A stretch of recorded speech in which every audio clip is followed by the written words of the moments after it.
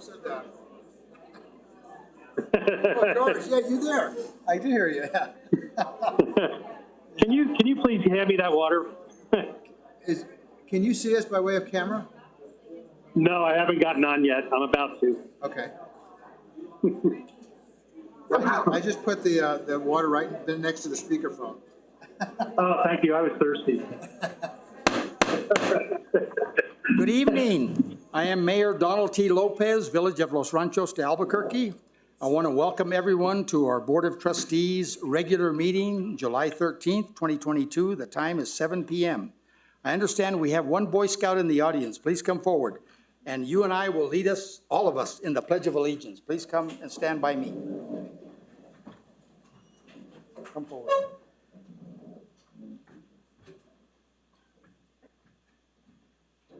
I pledge allegiance to the flag of the United States of America and to the republic for which it stands, one nation, under God, indivisible, with liberty and justice for all. Please come forward and tell us your name and where you're doing your Boy Scout work.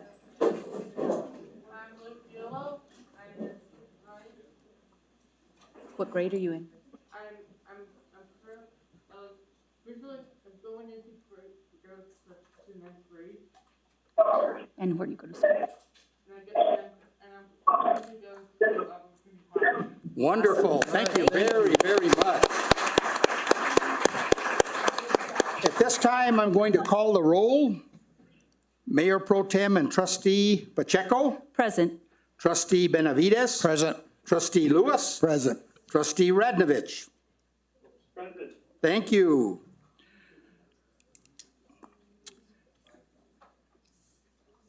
Resolution number 2022-01-01, item 5, allows for a member of the Board of Trustees to participate in a meeting by means of a conference telephone or other phone of communication equipment when it is otherwise difficult or impossible for the member to attend in person.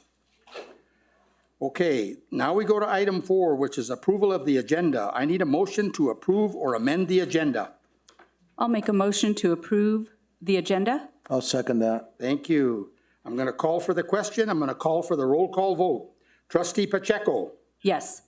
Trustee Benavides. Yes. Trustee Lewis. Yes. Trustee Radnovich.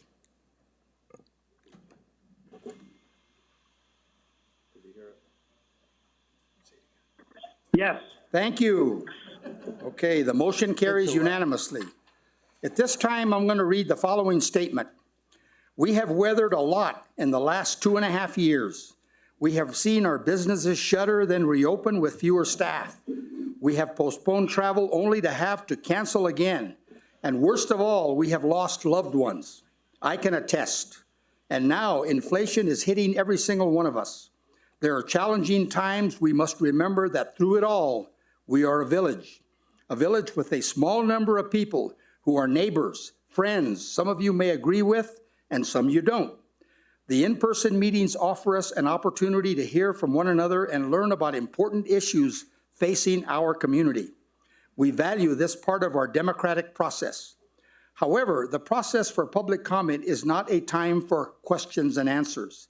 We are here to listen to your comments on issues not found elsewhere on the agenda. If you would like to ask questions of our staff, you may do so at any time between 8 a.m. and 5 p.m. Monday through Friday. Many of our staff are here and may be able to answer quick questions if you step outside the chamber. We ask that you be respectful and civil at all times and appreciate all of you for taking part in your community and for being involved. Item 5, the public comment period submitted written comments on topics that do not appear on the agenda will be read by the clerk. Participants wishing to speak on topics that do not appear on the agenda will be given 3 minutes. No action can occur on these items. We have a lot of public comments this evening. Danielle, please proceed with public comments. Thank you, Mayor and Trustees. Notes for trustee meeting July 13, 2022. My name is Patrick Hurley, speaking for myself and my wife. We have lived in the village at 909 Salamanca Northwest for approximately 49 years. I am here to express my concerns and strong objections to certain actions by the village concerning 3 separate matters. My first issue is an objection to adoption of ordinance number 284, which attempts to allow the trustees on their own motion to consider and approve so-called conservation development projects that do not comply with the 2035 master plan of the village code. As written, 284 has potential effect everywhere within the village, and there was certainly no adequate or effective notice to all village residents of the danger of allowing approval for development of non-complying projects with no way to eliminate them if they turn out to be disasters. 284 just offers a loophole for non-compliance with the basic purpose of the code. My second issue is objection to approval of a proposed subdivision development of 9.29 acres at the southwest corner of Chavez Road and Guadalupe Trail intersection. That conservation project would permit 21 separate home sites on 9+ acres, large homes with double garages on each site, plus guest houses on some of those sites. The existing A1 zoning of that property under the code would only allow a total of 9 sites, 57% less than the developer is seeking, and has offered to get this a negotiation. Developer gives open space that would have allowed 2 sites, and he gets 12 extra sites in the deal. That's big profit for the developer, but big trouble for that neighborhood. Those 2 acres are supposed to serve mostly as an area for viewing cranes, geese, and other birds.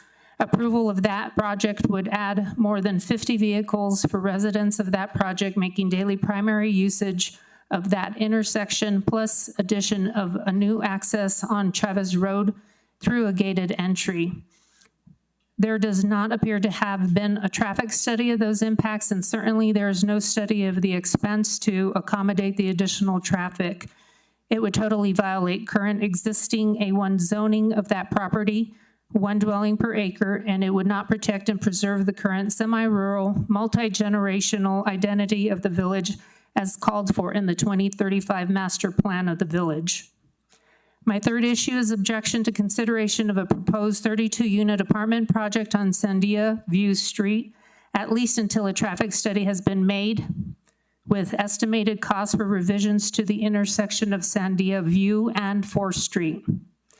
Note that Sandia View Street does not presently have access to Guadalupe Trail on the west, so presently all of the vehicular traffic on the 32-unit apartment project would dump into 4th Street, where any attempts by such drivers to go north to Osuna would be extremely difficult. Go drive it and see. A traffic study taking that number of new on-site residents into account should allow reasonable estimation of the traffic remediation costs to be paid by the developer or the village or both before approving such facility at that location. Patrick W. Hurley, 909 Salamanca Northwest, Los Ranchos, New Mexico, 87107. We're now going to proceed with public comments, and I'm going to call each individual up. Please state your name, full address, and you'll have 3 minutes. Camille Varos.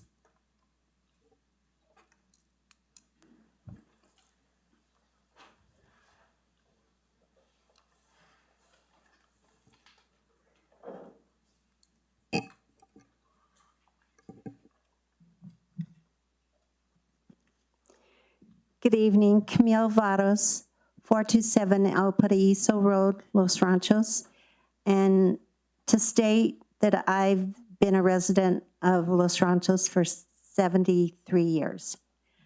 And my parents before they passed, for near 80 years. Okay, I am looking at what our mayor and trustees represent, because it was very apparent at the June 8th meeting that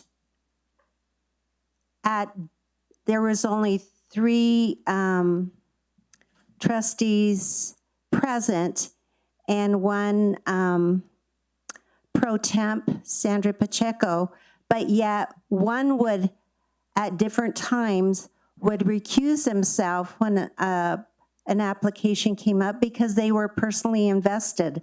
Well, that's a conflict of interest because we look at least I do, look at Board of Trustees and trusting them for our village welfare and looking at us as residents, neighborhoods. And that to me was pretty shocking, not necessarily to know that our Board of Trustees have personal interests in applications that are going to be or proposed to be approved. So what is that? You know, where is our where's the, and it's not to, you know, I'm looking at the relationship and the responsibility and the duties of our elected officials. And they're there for our village, or they should be. And it just takes a lot of energy, a lot of time to sit and think about where everything is. Everything's going so fast. You know, we get out of one situation, whether it be climate change, and we're not over that, or dealing with COVID and dealing with our village. You know, we should think about what our quality of life is in the village and looking at the proposed applications and what that represents. And I also have spent some time looking at the Ms. Faros, Yes. thank you. Your time is up. Thank you.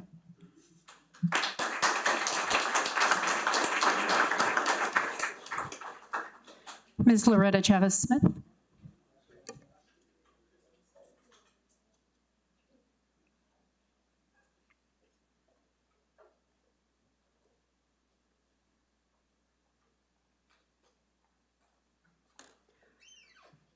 Good evening, Mayor, trustees, Miss Danielle, and the villagers. My name is Loretta Chavez Smith. I live at 536 Chavez Road, Northwest. Lifelong resident, family history of over 300 years in this village. I just come to say that I am really worried about what's happening to our village. We want to put in roundabouts. That's not a village thing. We want to spend $1.3 million to renovate a building when we have a barn over here that we should be taking care of that first. I mean, that is our Lavender Festival. That is a main point where people could rent for venues. We need to take a good look at what we are doing to our village and what is going on. And I hope that you guys really take a good hard look and listen to what's going to be happening tonight. Thank you. Thank you. Roberto Chavez.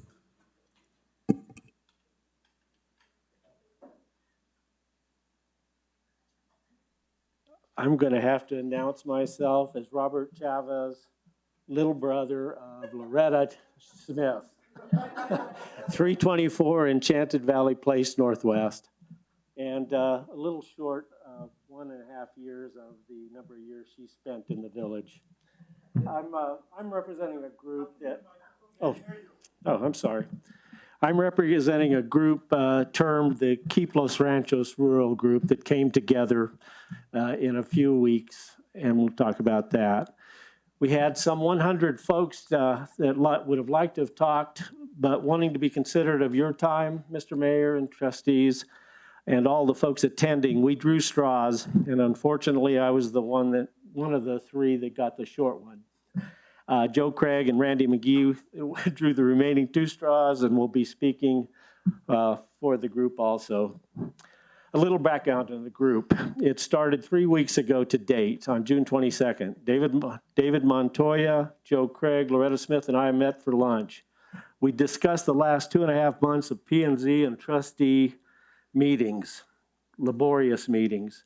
The meetings were over 4 high-density projects being proposed. We concluded the thing common to all of these was a residents' opposition to all of the items that related to urbanization and high-density housing. We concluded that we needed to get a group of residents from as many of the village's neighborhoods as possible together and get their input. Ask them if this is really what they wanted. We set a meeting for that next Sunday, 4 days from that Wednesday. And then we did a few phone calls, we did a few emails, and on that Sunday, 100 or more residents attended that meeting. And you could tell that they wanted to express their concerns and their worries about the direction this village was heading in.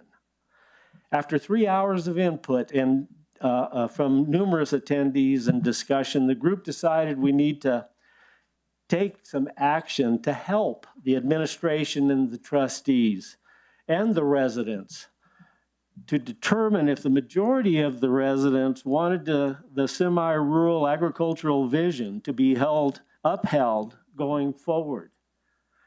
We all strongly believe the residents do want that, and that it was substantiated by the results of the actions this group of people took. The group decided to do 2 petitions and have them ready in 2 weeks for the 7/12 P&Z, 7/13 meeting tonight. The first petition was to express the opposition to the palindrome variance, and more importantly, to act as proof of overwhelming opposition to the project in its entirety. Its entirety. Thank you, Mr. Chavez. The second was a petition that would ask the administration to take a break and get input from all of the residents on the direction they wanted this village to go in. Not what the administration wants this village to go in, but the residents of the village. And if the majority agreed with the petition signers, then initiate changes that would protect the vision for the long term. Robert, your time is up, sir. Okay. No, 3 minutes for public comment. That's the bottom fair. line, okay? That's fair. I'm sorry. Okay. Thank you. Thank you very Mayor. much. Thank you. Danielle, Thank proceed. you. Mr. Joe Craig?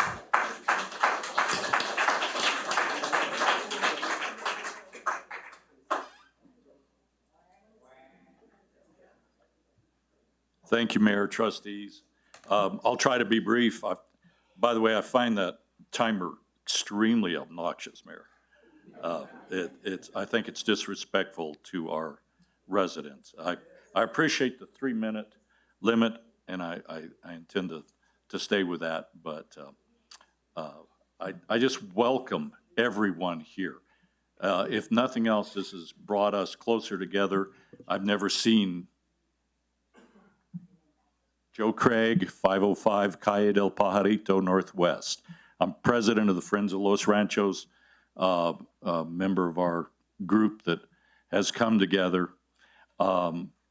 Basically, the village of Los Ranchos was incorporated in 1958 to stop urbanization. That is our whole charter. I have worked on the master plan committee. My name's on the 2020 master plan. Our 2035 is a takeoff from that. I've been in our master plan meetings. I've been in our 4th Street meetings. I've been in all of our village center meetings. This village center, along with the 3 other projects that are being proposed for our small block of 4th Street, doesn't work. It's going to devastate our communities. I drove through Santa Fe to look at the Randall Davies site.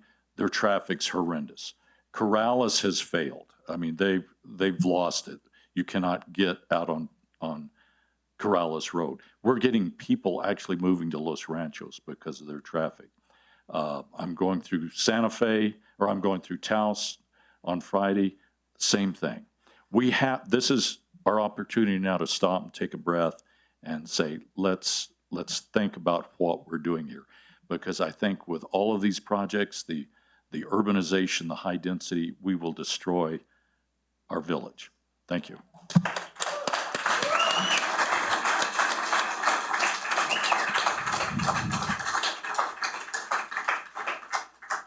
Thank you, Mr. Craig. Randy McKee.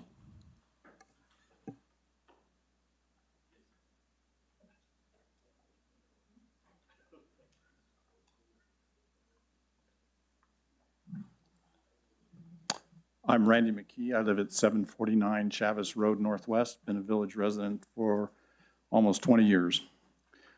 The information provided by Loretta, Robert, and Joe demonstrates that there is significant level of interest and concern from villagers as they have learned that our village is moving forward with 4 to 5 major high-density developments, all concentrated in an area that is no more than 1,000 feet of separation between them.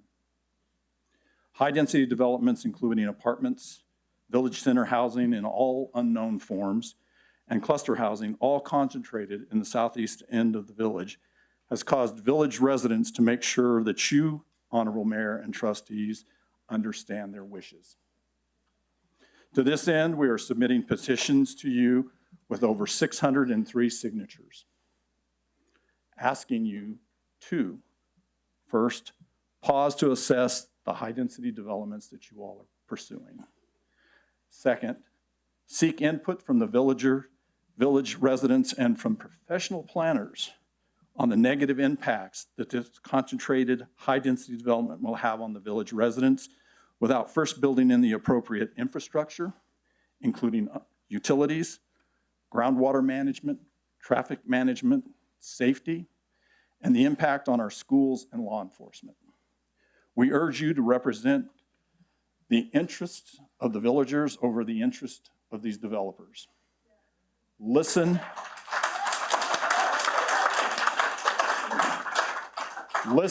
to the 600 voices represented by this petition. These developers are not improving the quality of life in Los Ranchos. Stop and assess the impacts to the village and its residents. Most importantly, assess the impact on the rural nature of this village that we all so love and cherish. You may be excited by the prospect of contributing to the village's progress by allowing these high-density developments to proceed. However, you are building a legacy that the villagers are telling you loud and clear that they do not want. Stop and think. Please stop and think. We implore you to listen to the voices of the many, many voting residents that are here represented by these petitions and the people that are here tonight.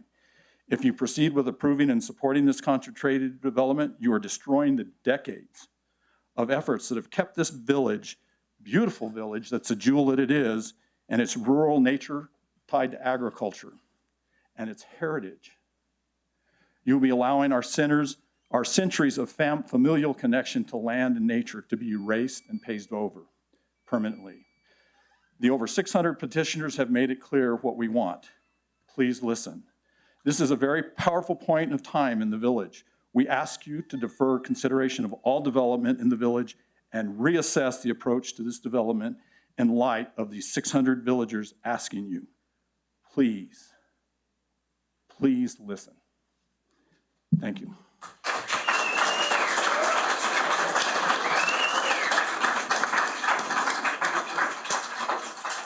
Great.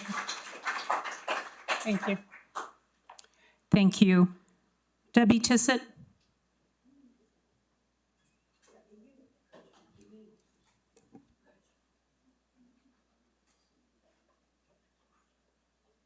It's Tissot, like the watch.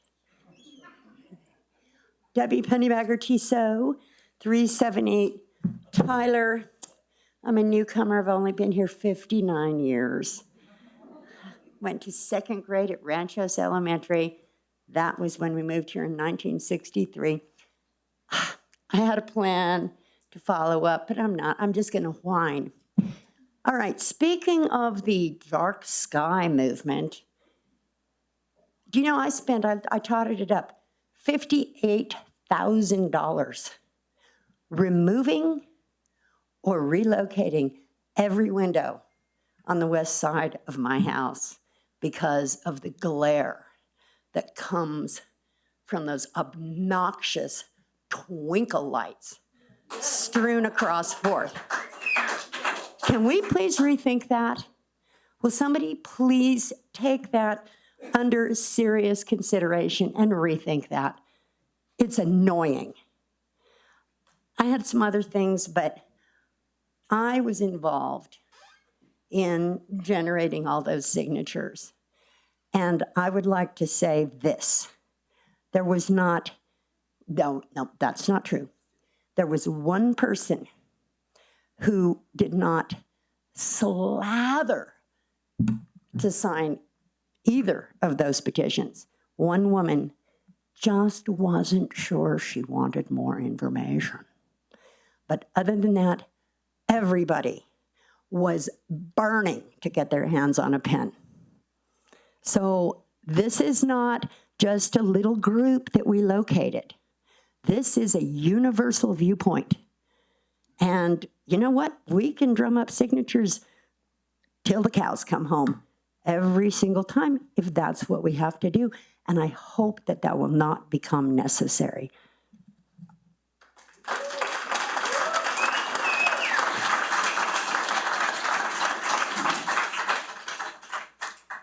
Thank you. Jennifer Kiefer.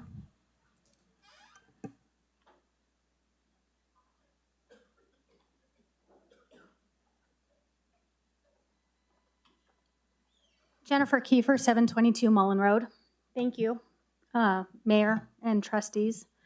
I didn't bring a formal speech because I really don't know what I'm going to say, except the fact that I am severely disappointed in our elected officials.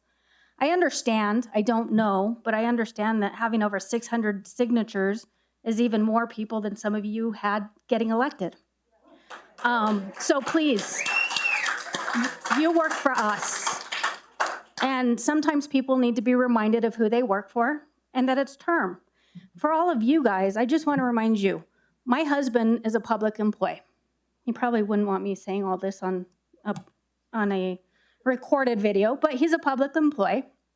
And before he took his position, he had to disclose all of his personal vested interests and in what, as well as my information as my household before he could get a job because he makes decisions on behalf of the government entity. We should be expecting the same from all of these people.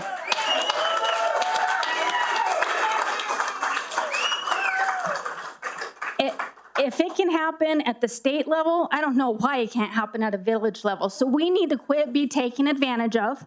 We need to figure things out, and we need to continue until they hear us as loud and clear as I think they may be tonight. That's all I have to say.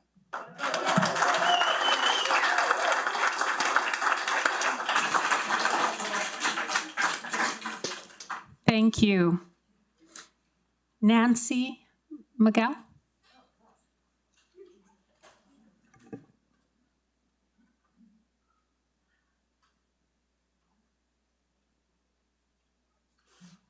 Hi, my name's Nancy McGough. I live at 730 Mullen Northwest. We're part of the Dead Ender group, and we're exactly west of the field, the Chavez and Guadalupe field.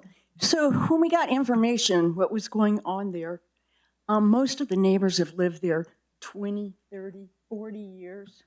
My in-laws lived there 70 years, excuse me. And everybody was upset about it.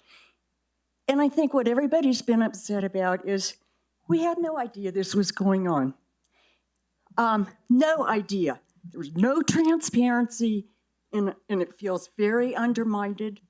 And I think that the trustees and the village need to look at transparency of everything going on.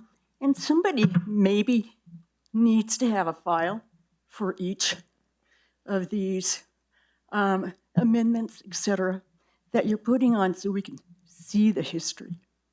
So we all oppose this, the sites.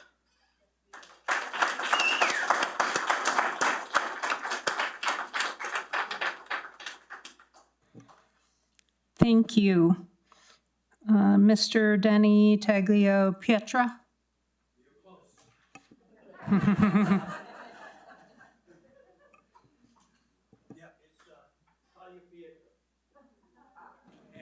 the Army, I was alphabet with a T front and center. They never could pronounce my name. Okay. Mr. Mayor, Board of Trustees, my wife and I, we moved here 9 years ago. We love the ambience. We love the whole area and how everything is planned out. This is not a plan. This is not a plan at all. I would have bought this stuff for $1 for a parcel. I would have bought it. I had people, I've been in business since 1984. And I would have bought the property, and I know we'd have had a bunch of other people. We would have done something good with it. And it appears that during COVID, I see where Mayor Lopez signed this thing October 14, 2020. I had no idea about it, okay? And I don't think it's right. I think it's all about money, and money rules it all, and sometimes that's got to stop. I don't know how much the city, the village is going to benefit. I know the county is involved in it also, probably because of bonding, but I've been around the block a few times, folks, and I know you people are very intelligent, and I know you will do the right thing. Thank you. Appreciate it. Before you step away from the podium, would you mind saying your name and address for the record? My name is Danny Pietra, 312 Nuevo Hacienda Lane, Northwest. Thank you so much. Bueno.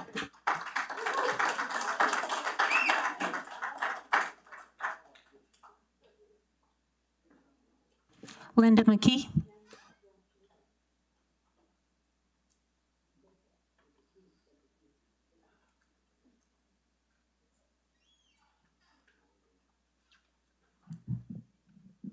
Hi, I'm Linda McKee. I live at 749 Chavez Road Northwest. Mayor and Board of Trustees, I'm here asking you to stop all the high-density development projects until a formal study has been conducted to identify the negative impact on the village's infrastructure, and there are solutions to update the infrastructures. I'm asking that you be creative when considering alternative for open spaces and vacant property. Think about what adds to quality of life for the residents, things like parks and walking areas and playgrounds. It seems like the village is in a race to fill in every empty or open space with high-density construction. It doesn't help that there are people making these decisions who have a self-interest in the construction industry themselves.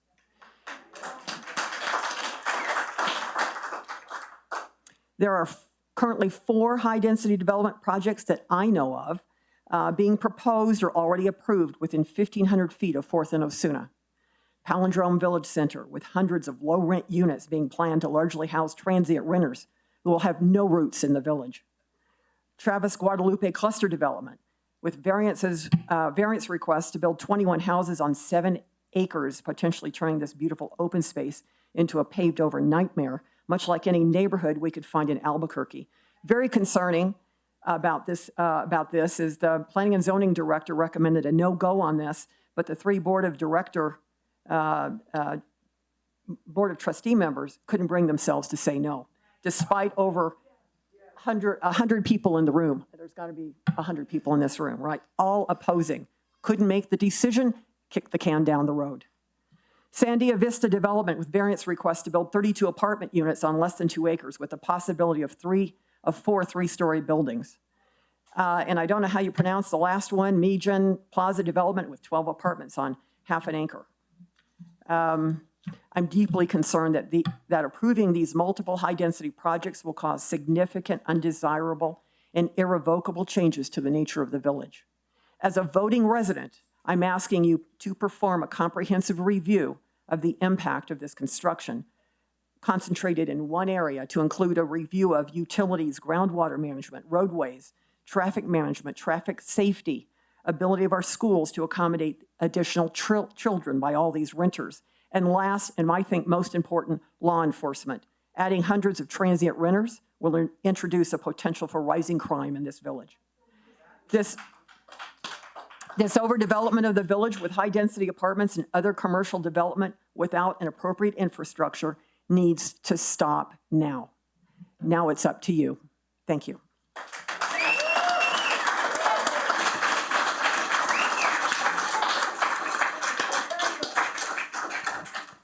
Thank you. Denise Smith?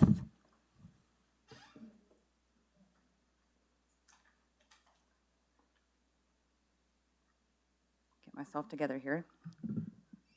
My name is Denise Smith. I reside at 1305 Bridlewood Road Northeast, but I'm also a co-owner of 536 Chavis Road, mother and uncle also here. I'm going to go ahead and start by continuing my uncle. We had over 24 volunteers would walk around to the neighborhoods about the concerns about these developments. Their signatures are on both petitions over the last 2 weeks. I would like to introduce these folks to you now. Could all of the volunteers please stand and hold up your hand?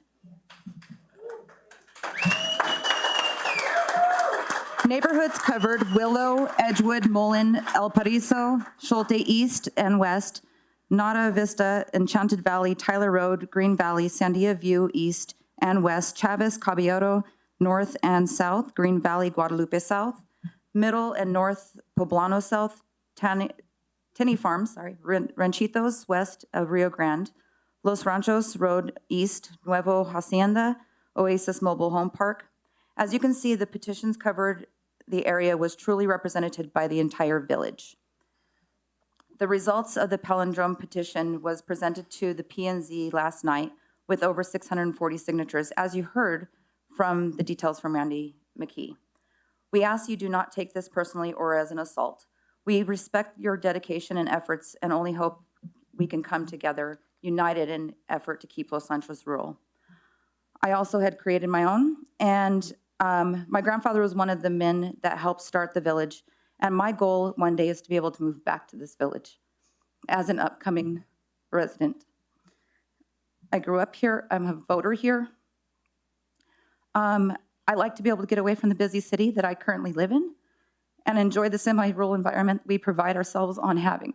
At this rate, the village is going, and if it continues this direction, we will no longer be a village but a city. Is that really what we want? It will no longer be a place the other residents and I can fully enjoy and having pride in living. This village is full of history, and we're destroying it by allowing high-density living and new buildings for businesses. We currently have plenty of buildings that could use a little TLC and facelift and would be sufficient for new businesses to come in. There are a lot of vacant spaces currently. Why not fill those first before deciding to build more? High-density living is not a village way of life.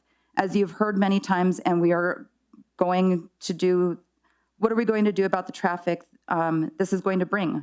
Our roads are not made for this. I can't walk down Chavis Road anymore. I don't feel comfortable with my nieces or even children that I plan to bring into the village safely to walk in our village. And we're wanting to add more. I also urge each of you to stop and listen to the people of the village before we just end up being part of the city of Albuquerque. Thank you.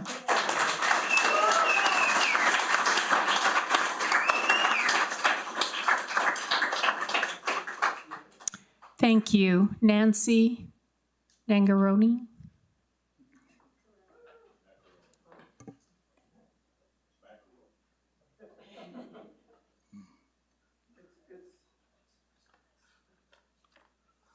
So it's Nangaroni, as if it were spelled with a J.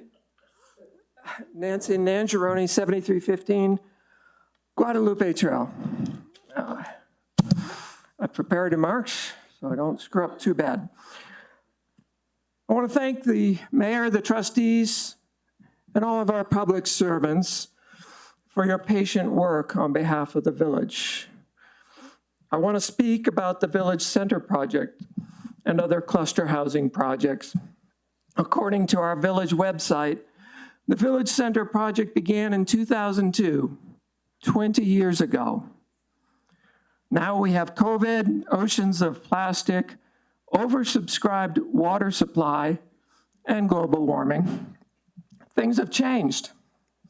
We love Los Ranchos for its semi-rural, agricultural nature, its proximity and connection to nature itself. If we truly wish to preserve our village character, we need to resist the relentless seduction of development. We do not need more housing or population. What we do need is better conservancy of our natural resources, open spaces, plants, and animals. Many hours and resources have gone into the 2035 Village Master Plan and the preparations for construction at 4th and Osuna. Nobody wants to see that investment wasted. But these cluster development plans need to be erased. They will further the encroachment of asphalt, cement, traffic, noise, and pollution into our beautiful natural spaces. They will degrade our village and our lives. If we need a new village center, instead of another windfall for developers, a barn-inspired bargain eyesore, can't we make it something that we can be proud of? We already have a barn right here in the village center that mostly sits empty. Can't we add insulation, solar panels, swamp coolers, and electric heat to make this building more useful? We could finance that ourselves. If we're going to build, let's conjure some inspiration and build with beauty, sustainability, and integration with nature as a priority. That is what the village is about. The foundations of plans made 20 years ago are no longer true. And those plans need to be reevaluated from scratch. The sooner we stop this development and rethink those plans, the less it will cost in the long run. Our village's future should be written by its residents, not delegated to developers. Thank you.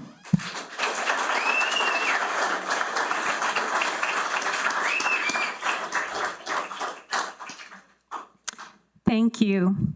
Gordine McKenzie?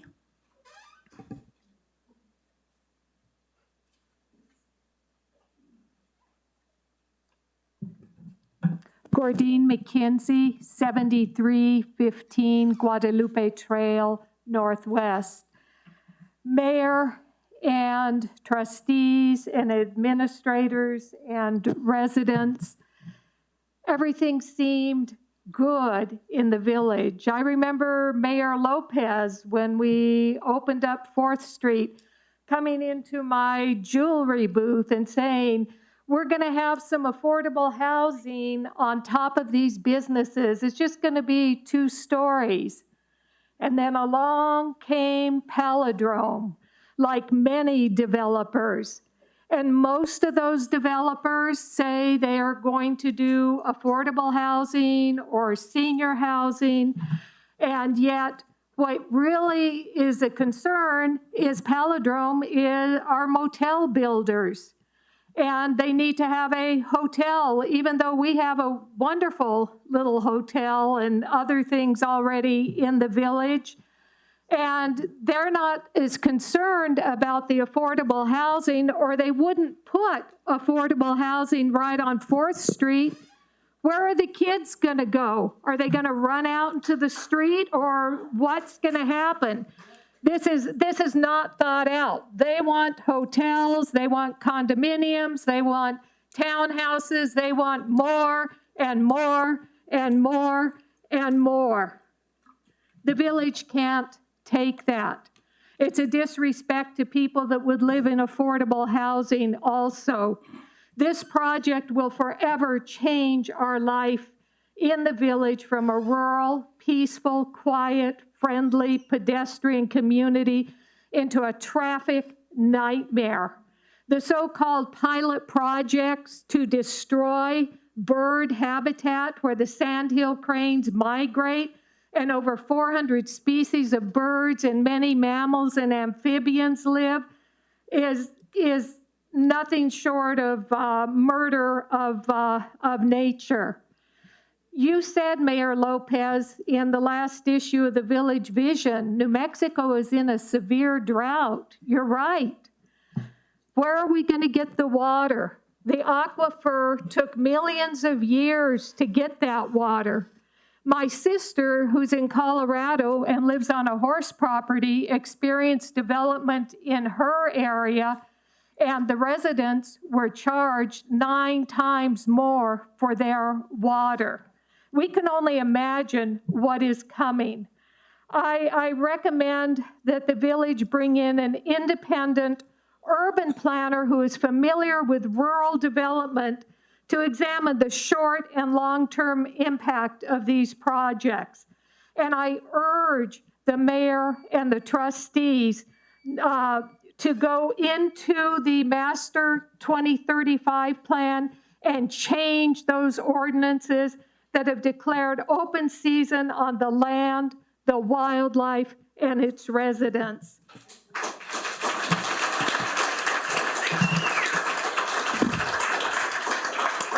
We don't want this. Thank you, Gordine. Yes. Jessica Woodard.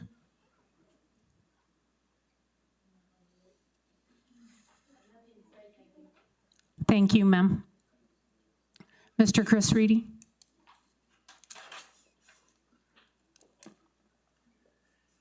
Good evening, Mayor and trustees, Danielle and Nan. I guess I'm going to make it 2 issues because they kind of go together. We've been having some contentious issues with some Airbnb stuff, and that's all fairly new to the village too. And so I haven't heard words tonight like slippery slope and Pandora's box and all that, but as I see this density stuff going on, I'm thinking, well, how many of those guys are going to be Airbnb and that stuff too? So I don't know if there's regulations for that or not. But anyway, that's just something, another angle or aspect to consider. Again, I kind of want to be good neighbor, bad neighbor. If we're taking impromptu hand raises, how many of us voted in our local elections here? I did. This is good. And that's why you all are here. We're all engaged, the ones who are voting. We need to get everybody involved. This is good that everybody's getting their input. I feel, and again, I don't want to be argumentative, but I feel I have good access to what's going on in the village. I've been engaged now for a while, and it's all posted. The meetings that were on review are there for review, or that were on Zoom are there for review. I ask that we all just stay engaged, and that way the ultimate true majority and result will occur. I believe in due process. On the note I came to for is, I was at attended the June P&Z meeting. Batter Shell versus City of Albuquerque came up. I don't know how many of you are familiar with that, but you need to get familiar with that. Because I'm a North Valley resident, lifelong. I went to Ranchos, Taft Valley. I've been a resident in the village for 25 years now, and I've attended many, many meetings, and I've had input. Well, all of a sudden, in the last meeting, I found myself on trial in front of my entire community. I don't know if you've reviewed that, but I strongly urge everyone, all of the trustees, to go and review what went on.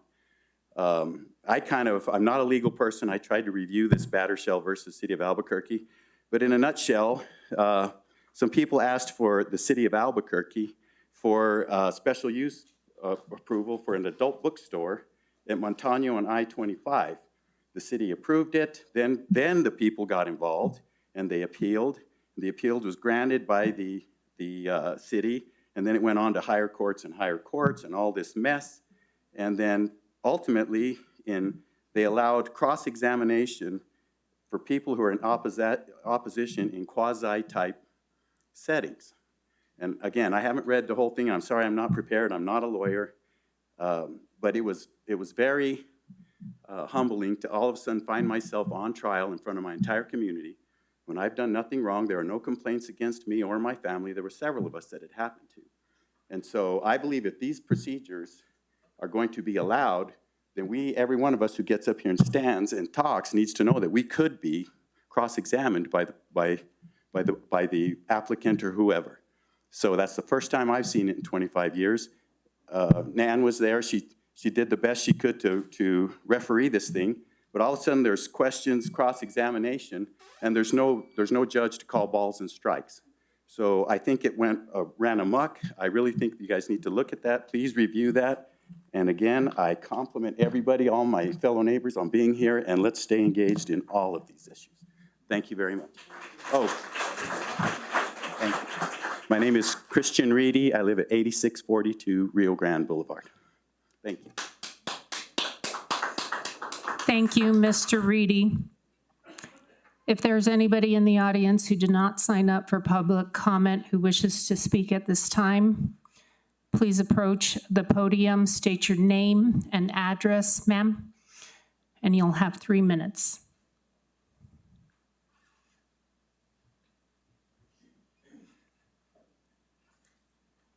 My name is Diana Clark, and I live at 601 El Paraiso Road Northwest. I had no intention of speaking tonight, but as I sat here and watched Don Lopez, years ago you came to my house. We had a neighborhood meeting from our association, and your vision for this area was the same that all of these people have. I don't know what happened. I'm sorry.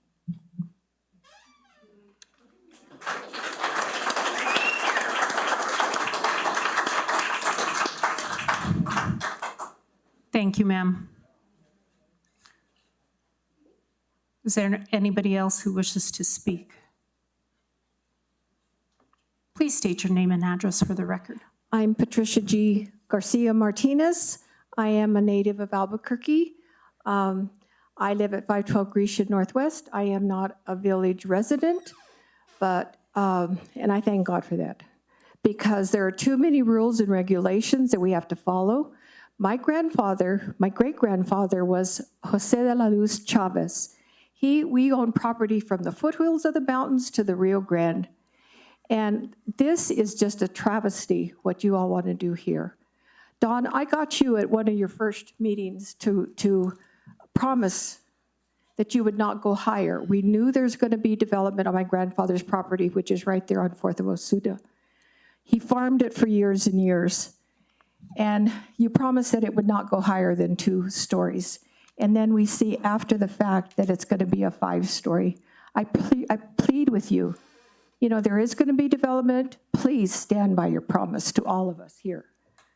My point here, too, is I am not in the village, but you know what? All of these plans that you are planning affect everyone around us. I live just down by Smith's. I'm not in the village, but I've lived here all my life. Grandfather lived there. I am a Chavez. I am a Garcia from Old Town. My Garcia family was a native of Old Town. They had the first actually band that used to play at the Society Old Town Hall. And you just got to think about what you're doing, because grandfather planted, that is the richest soil there. You've heard everybody's, I'm not going to repeat what they've said because that's in my heart as well. And we're historically deemed and rooted here. And you just take and take and take. You know, you're building here and building there and affecting so many people in the neighborhood. Why don't you give back to the neighborhood? You know, you could build another little farm there on my grandfather's property. It's rich soil, corn, wheat, whatever. And then you know what? We could actually stand a swimming pool, a community center, something. Give back to us. You've taken and taken, and you have $2,500,000 in your kitty. Shouldn't that be enough? How much more do you all need to be content? You know, please, please, keep us rural. This is my heart. This is all of our hearts here. And we plead with you. Don't let the developers take over our city. We don't want to be a little New York City here. You know, our children will inherit our property as we inherited my grandfather's property. Mr. Sims came along and they bought many of my grandfather's property, and that's progress, and that's the way it should be. But please keep it rural, whatever you do. Plant, give back to us. Give us something. Don't just keep taking, please.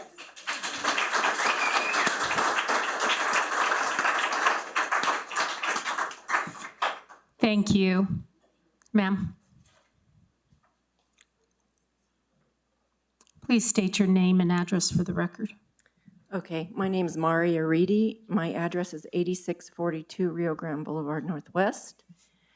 I hadn't planned to speak, but I, like the last woman, decided that I would go ahead and do it. My family owns 7 acres. When we were first moved in, Larry Abrams told me that he really wanted to keep the open space and so forth. And so the village told us where, when we wanted to build my son's house, where we could and where we couldn't build it. And so we're going to allow this 7 acres. I'm next. I think it's a stupid idea. I'm not saying I want to do it to anybody. I'm just saying that it is Pandora's box. Thank you.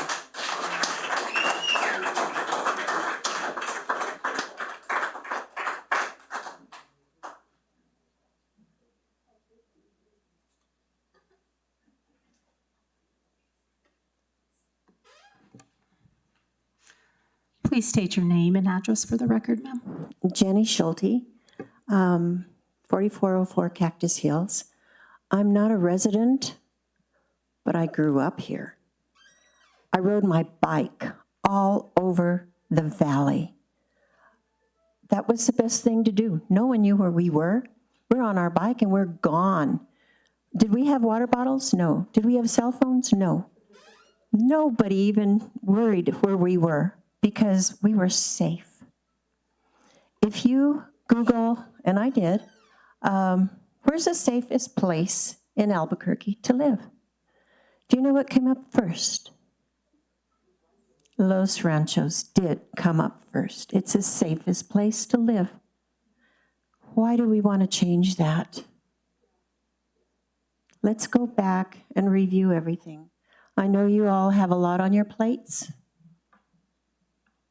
So does everybody else. So please consider everyone that's here and their heartfelt comments that they've had to say about how serious this whole change is for the village. It's a village, and it's a family. Thank you.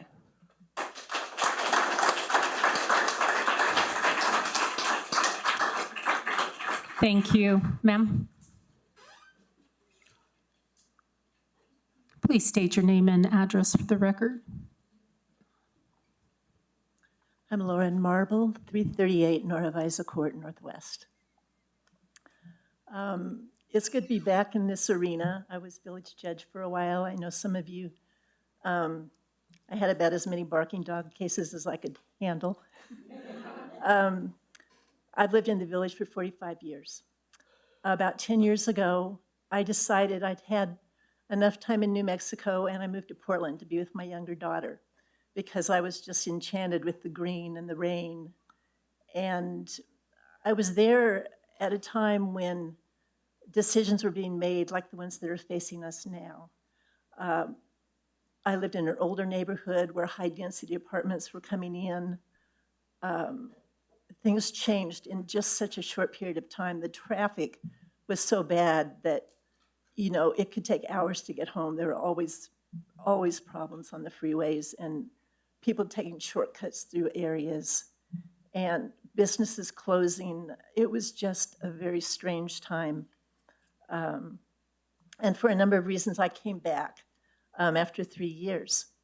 And I was so happy to be back. I had forgotten what it was like to walk on the ditch every day and have birds in the yard and even skunks. I've got a skunk that comes through my yard, but it leaves me alone. It's just a very sweet skunk. So just the pleasure of living in the village has been such a gift.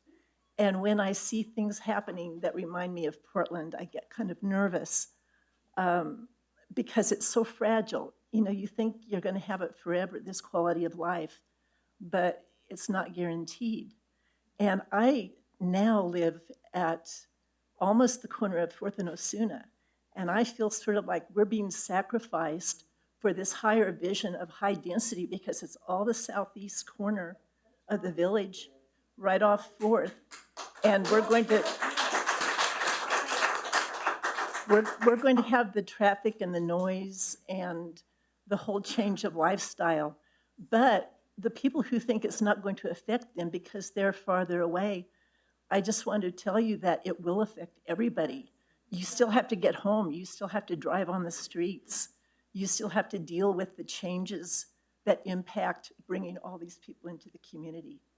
So again, I wasn't going to speak, but I will feel better having said my piece and trusting in the process. I was a city council attorney back in the day, and I respect the process. I respect, the village, and I'm just hopeful we can work this out.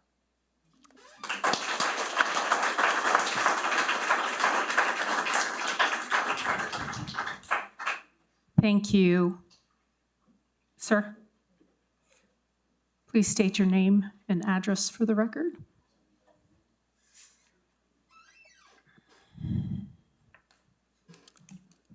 Hello, my name is Dennis Smith.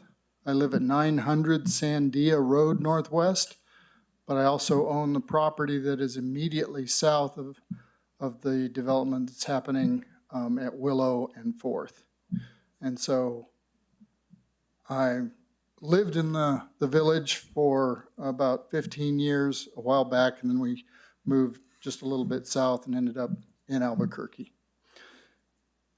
What I want to focus on is I was living at 900 Sandia Road, which is basically aligned with Montano Road when the city jammed the Montano Bridge through. I fought that, but I've been one of the best beneficiaries of that. I had to drive either all the way down to the I-40 crossing or all the way up to Alameda. So I got a big benefit out of it, but I pay the price every day. The noise, the pollution, the motorcycles racing up and down Montano. I get that every day. And just tonight, I came home from my property up in the mountains by Chama, trying to get home at about 5:30. We found ourselves on Osuna coming down, trying to get across 2nd Street. And the light would let through about 5 cars at a time. And so when you try to imagine 1,200 more cars going through there every morning and every night, and even more than that, I mean, it's difficult to imagine. When I look at the development that's happened through the center of Los Ranchos, the first thing you did was get rid of one of the traffic lanes. That's the craziest thing I ever saw, right? I mean, I'm an engineer. I'm an engineer, and I look at decisions just sort of in a general way. And one of the general things is, why would they do it? Why would they cut down the traffic flow through the center of the village? That didn't make any sense at all to me. When I saw that, I thought, wow, somebody must be getting paid. And so I am likely to be one of the best beneficiaries of the development at Willow and 4th Street because I live right there. It's going to get rid of this empty lot that's across the way. It used to be a gas station, used to be other things. It's got a couple of monitoring wells on it now. Gets a lot of homeless activity. But I know that you've already started this process because you took out the bus stop that was there. Somebody's already moving on this process because the bus stop got taken out just a few weeks ago. So I'm there every day fixing that property that's right there on the corner of Willow and 4th My granddaughter just moved in there. I'm fixing the other house. Probably we'll rent it out, or, we may eventually live there. But this does not strike me as a well-thought-out plan. This does not strike me as a plan that has been put into, through a good, solid review process. So, thank you very much.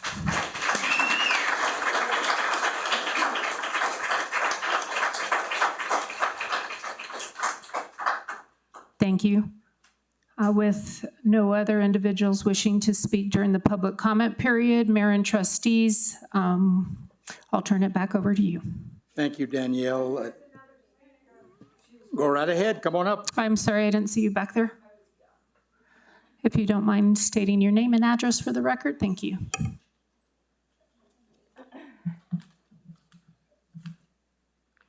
Can you hear me? Michelle Yes. Smiley, 623 El Paraiso Road, Northwest. So I live about 50 feet from the Chavez Guadalupe, 9 acres. They just irrigated it today, so on my drive over here, there were 2 egrets playing in the water. I wanted to stop and take a picture of it to show you the wildlife enjoying this space.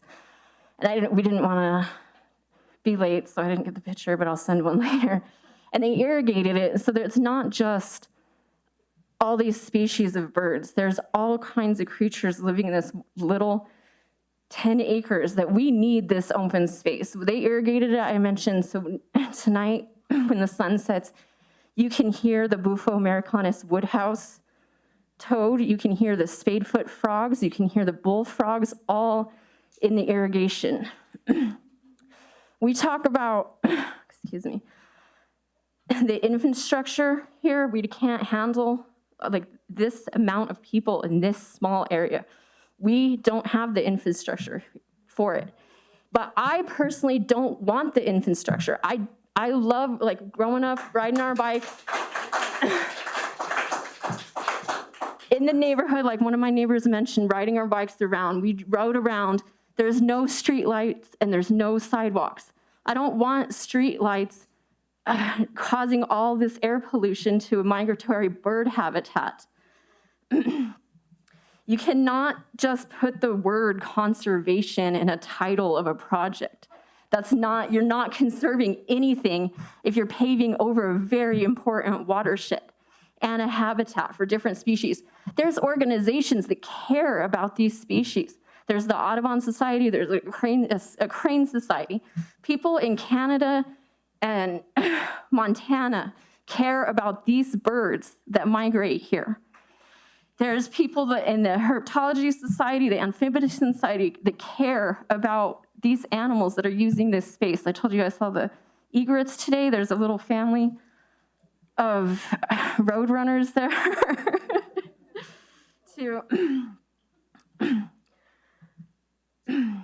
Sorry. We are in touch with the nature of this. Your ancestors were farmers. We want to keep this how it is. I'm paying attention to the wildlife. I'm counting the birds, I'm counting the amphibians. There's a person that their job is to count insects. I'll come in here with a list of insects next that live there, and it's gonna be in the thousands. This is important to keep these green spaces and these open spaces. And a lot of my neighbors also mentioned the transparency. It says, when you're about to take a vote and you recuse yourself 2 minutes before the vote. And I just asked if it could be public record, who is in business and with who, which trustee is investors with which developers, if that could be public notice. But to all of us, not 2 minutes before you guys vote. Just be transparent and no conflict of interest. And I appreciate your time. Thank you. Please listen to the community. Please keep our open spaces.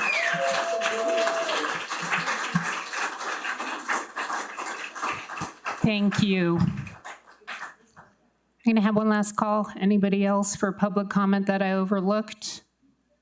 With that being none, Mayor and trustees, that ends public comment. Thank you, Danielle. It's time for item 6, approval of minutes. 6A is minutes, June 8th, 2022, the regular meeting. Minutes of June 13th, 2022, convened regular meeting. I need a motion to approve the minutes. I make a motion. I need a second. Second. I'm going to call for the question, call for the roll call vote. I need to make a correction to the Of course, tell us Can what we it have is. discussion? Okay. So on page 28 of the June 8th meeting minutes, there was, given all the passion around the pilot project, I think it might be important to include in the minutes the questions I asked of Director Justice after she gave her report. And what that was all about was to clarify, and okay, again, this is about the pilot project proposal on Guadalupe and Chavez, but it was to clarify the implications of doing a denial versus a deferral. And what I want in the minutes was what Director Justice responded with, which was there wasn't really much difference. So a deferral it was not an approval, as some people are assuming, because both judgments, whether it's a deferral or a denial, has the same outcome, meaning the applicant can reapply with a different application, can make changes to the application. So I just want that to be in the minutes. Let me ask Danielle, do we have the proper information to be able to make that correction? Mayor and trustees, I have a complete transcript verbatim of the minutes that I can pull and add to that page. So does the motion include, as you said, Trustee Lewis, that we make that improvement? Yes, I would change my motion to include the statements that And the Trustee second? Benavides would like in there. Yes, second. Thank you. Okay, are there any other corrections? Let me go there. You cannot make a comment, sir, okay? You cannot. Okay, I'm going to call for the question, call for the roll call vote. Trustee Pacheco? Yes. Trustee Benavides? Yes. Trustee Lewis? Yes. Trustee Radnovich? Motion carried. I'm not going to vote since I wasn't at the meeting. Okay, then no vote. The motion carries. Now, item 7, presentations. Village Center update by Mr. Chad Reniker, Palindrome Communities. I need to ask an important question. I would like to ask each trustee for a full disclosure of real or potential conflicts of interest with this item of business. Trustee Pacheco. I'm listening. Oh, I thought we did. Are you sure? Well, I both think minutes should have been he approved. combined them together. He said June 8th and Yeah, they're June 13th. combined. Is that okay? Okay. So let's go back to Trustee Pacheco. I have no conflict of interest. Trustee Benavides. No conflict of interest. Trustee Lewis. No conflict of interest. Trustee Radnovich. Mayor, my company is doing the landscaping for that project. Thank you. The landscape design. Thank you. Mr. Reniker, please come to the podium. Please state your name and address for the record. My name is Chad Reniker. I'm with Palindrome Communities. My address is 412 Northwest 5th Avenue, Portland, Oregon. Thank you. So that was a pretty good setup, I have to say. I was going to say it's good to be back. You know, prior to COVID happening, I was at a similar meeting here, I think 2.5 years ago, and there was a similar sentiment in the audience. People were really upset, I think primarily because a lot of people didn't really know much about the project at the time. We had just been awarded the project, we'd responded to the RFP, and I told the group, I spoke at the end, that You know, we're a different developer. We do projects where we are engaged with the community and the community trusts us. And so when Please be civil. Please be civil. yeah, I would appreciate that as well. I didn't say anything while public comment was going on, and I would expect the same respect. I love New Mexico, and I love Albuquerque, and I love Los Ranchos. The reason I grew up on a farm in Canada, and one of the things that attracted me to this RFP some 3.5 years ago was the fact that it was in Los Ranchos with an agricultural heritage. I got that. And, you know, we don't pursue every proposal that comes out as a company. We only pursue proposals that are of interest to us, that have a lot of heritage.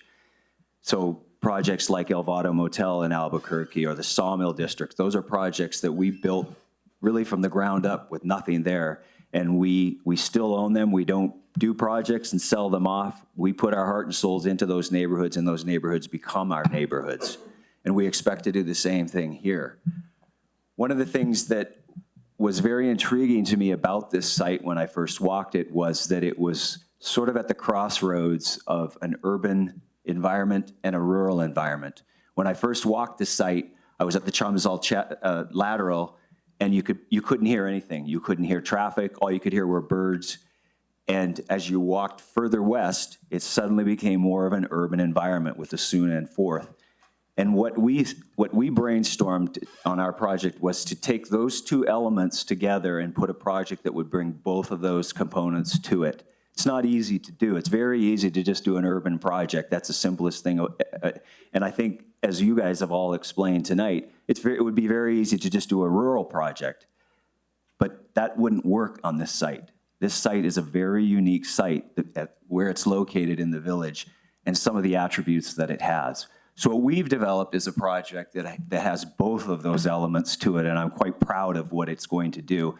And maybe for the first time tonight, we can actually step through and I can tell you some of the pieces of it, and then you can judge it. So what you see up on the screen, and people who know me know I don't see very well at all, actually, so I've got my own cheat sheets here, because I can't see that far. But if you look up on the screen, you'll recognize the actual village center project. It's about 13 acres in total. And what we did was break the project into 6 different phases. And again, took the project elements from a more rural, quiet setting to the east to a more urban setting to the west.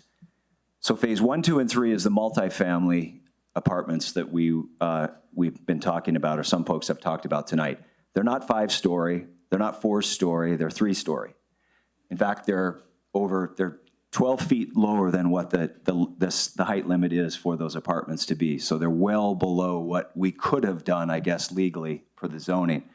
And frankly, 4 stories would not work there. The reason we placed them where we did is because they create a buffer to the overall development. They soften the traffic impact that's on Asuna and Fourth.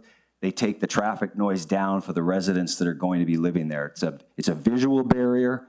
We've seen this before. We saw it on Central when we did El Vado, when we built the apartments next door. Central is a freeway. When you put building mass on a busy street, it slows and calms traffic down. It's the way it works. So that was our intent there.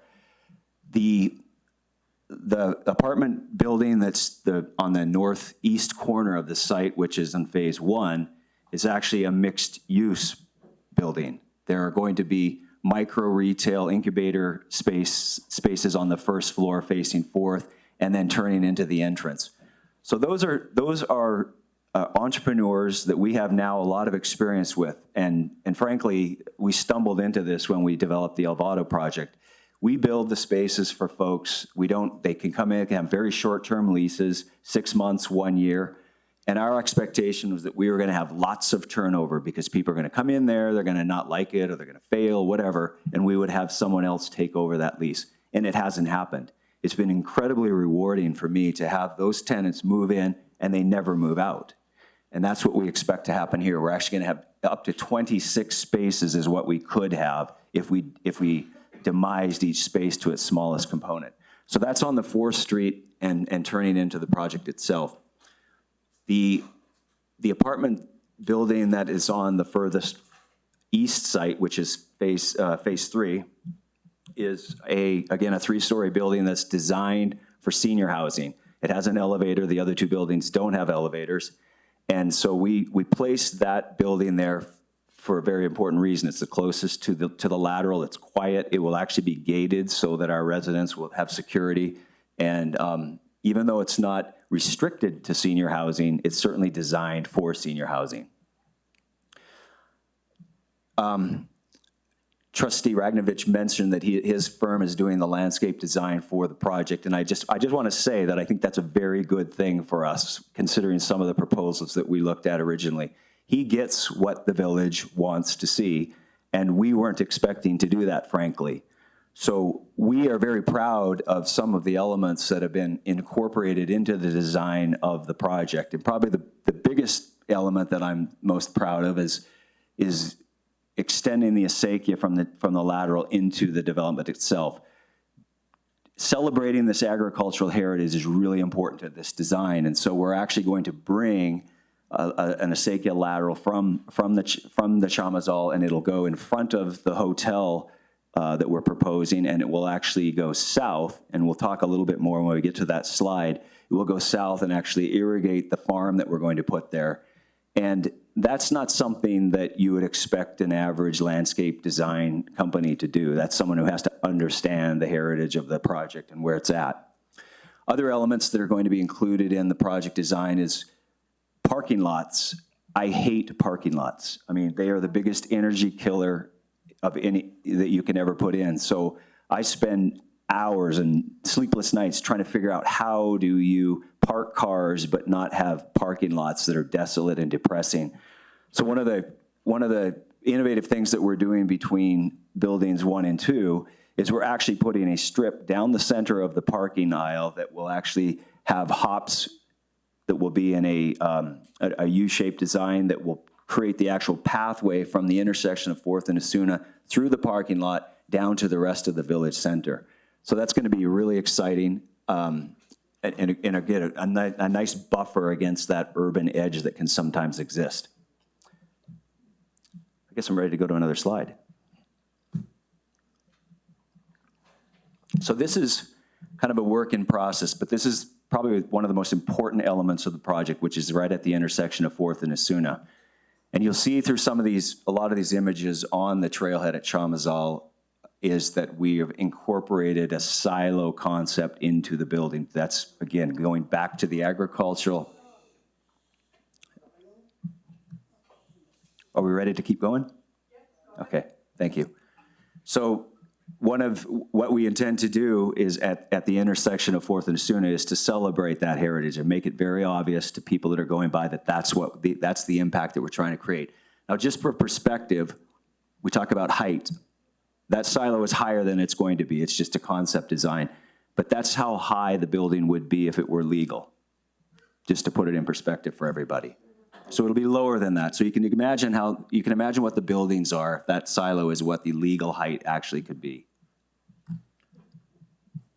If we look down, so this is looking, I guess, to the southeast. And if we look south along the building, that's where those micro retail spaces are going to be that I talked about. So they'll go south and then they'll wrap around to the entrance, which I think is the next slide.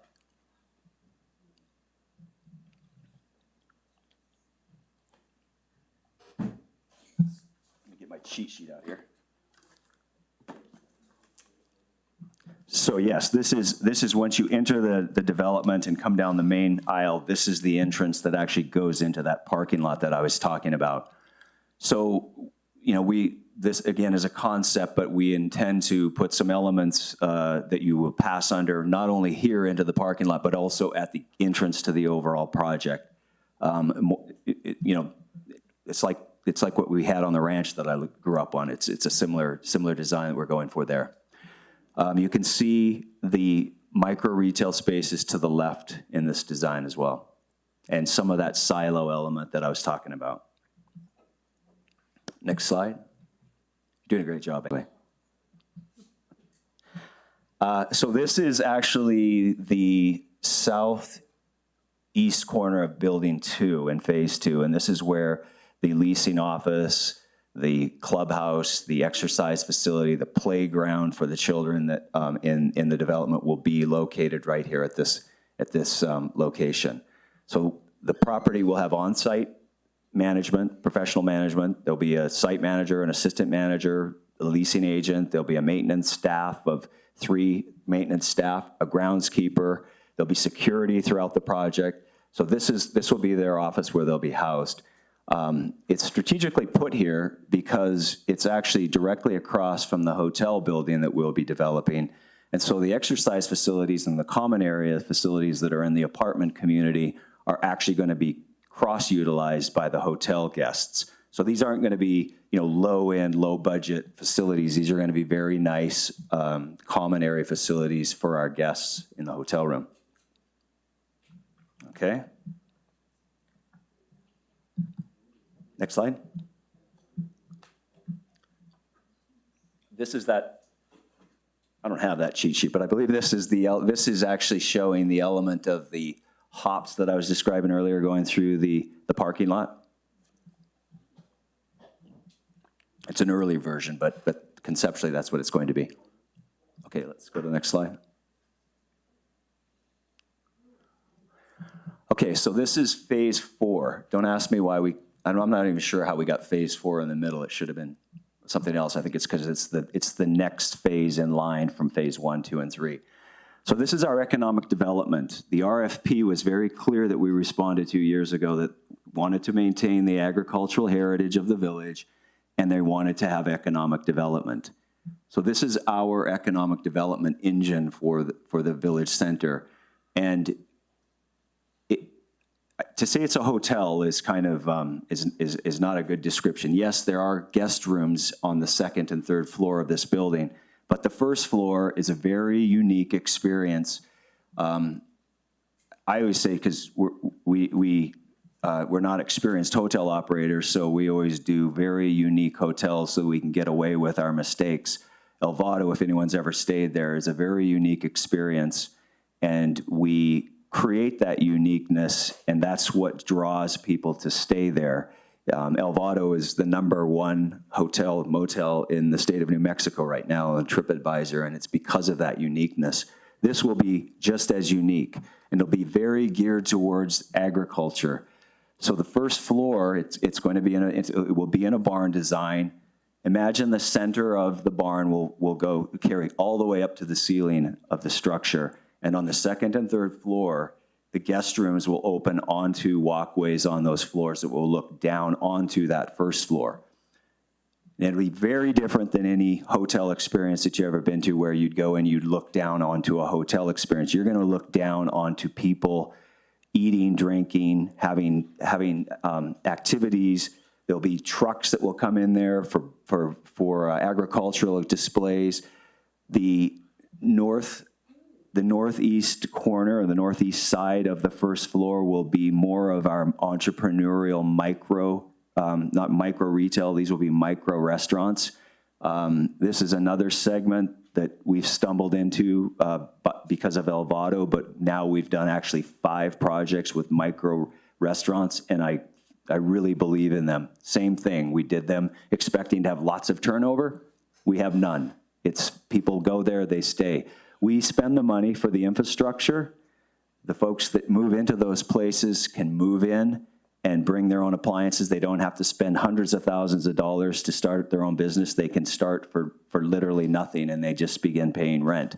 And we, as operators, get the benefit of this very diverse array of food offerings, and it creates that energy that we want to create in this unique hotel experience. If we go to the right, we are actually going to have a pub and a brewery. The brewery will be more of a demonstration brewery. Our intent is to we are working with the New Mexico Brewers Guild, who don't currently have a headquarters for their administrative offices. We're working with them to put an office there and a gift shop and a more of a, I want to call it a museum, but that's really not the right description. It's really more of a showcase of this great New Mexican craft beer heritage. Those of you who don't know may know, but we also own the Ponderosa Brewery in the Sawmill District, which gold medals, World Beer Cup, Great American Beer Fest. So craft beer is something that we put into 4 of our projects that we've done. We own 4 breweries and 1 distillery.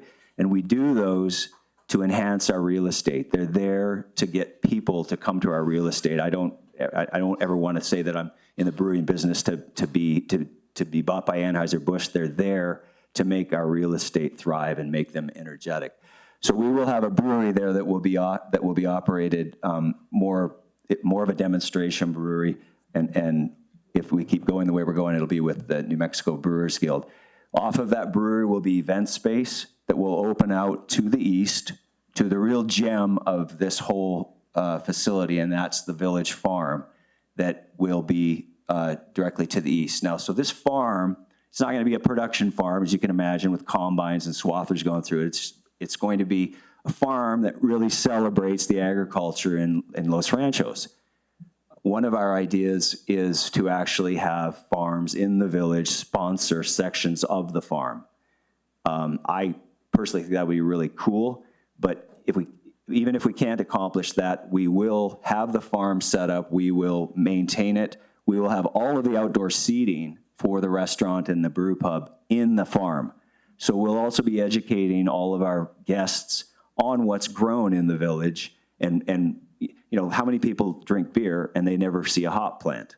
Well, we'll have the opportunity to do that. People will drink wine, they'll be able to see the vines from the grapes. We may even put some animals in there to help educate people about this. To the north of the Village Farm is our amphitheater. And the reason we do this is because, again, the experiences that we've learned kind of the hard way, how to activate spaces. Friday nights and Saturday nights are easy nights to get guests and have energy. It's the Monday afternoons, the Tuesday afternoons where people are working and you want people to come and have something to bring their children to and to see. So we've learned that having amphitheaters that double as things like light shows or water features allow the space to be activated on those off hours when otherwise it would be kind of slow and boring. I already mentioned the acequia that will run to the north side of the hotel, and you can see it will actually come south. Our goal here is to actually have that water during the season to come from the lateral itself, and we're working on having it be returned back into the lateral. You know, we obviously won't. We don't want the acequia to run and just be stagnant because it gets to the end of the acequia and there's nowhere else to go. So we need to run it back into the lateral, which is not a simple engineering feat, but it's important for us to have that. Our guests to really understand and appreciate that really important agricultural heritage of the acequia.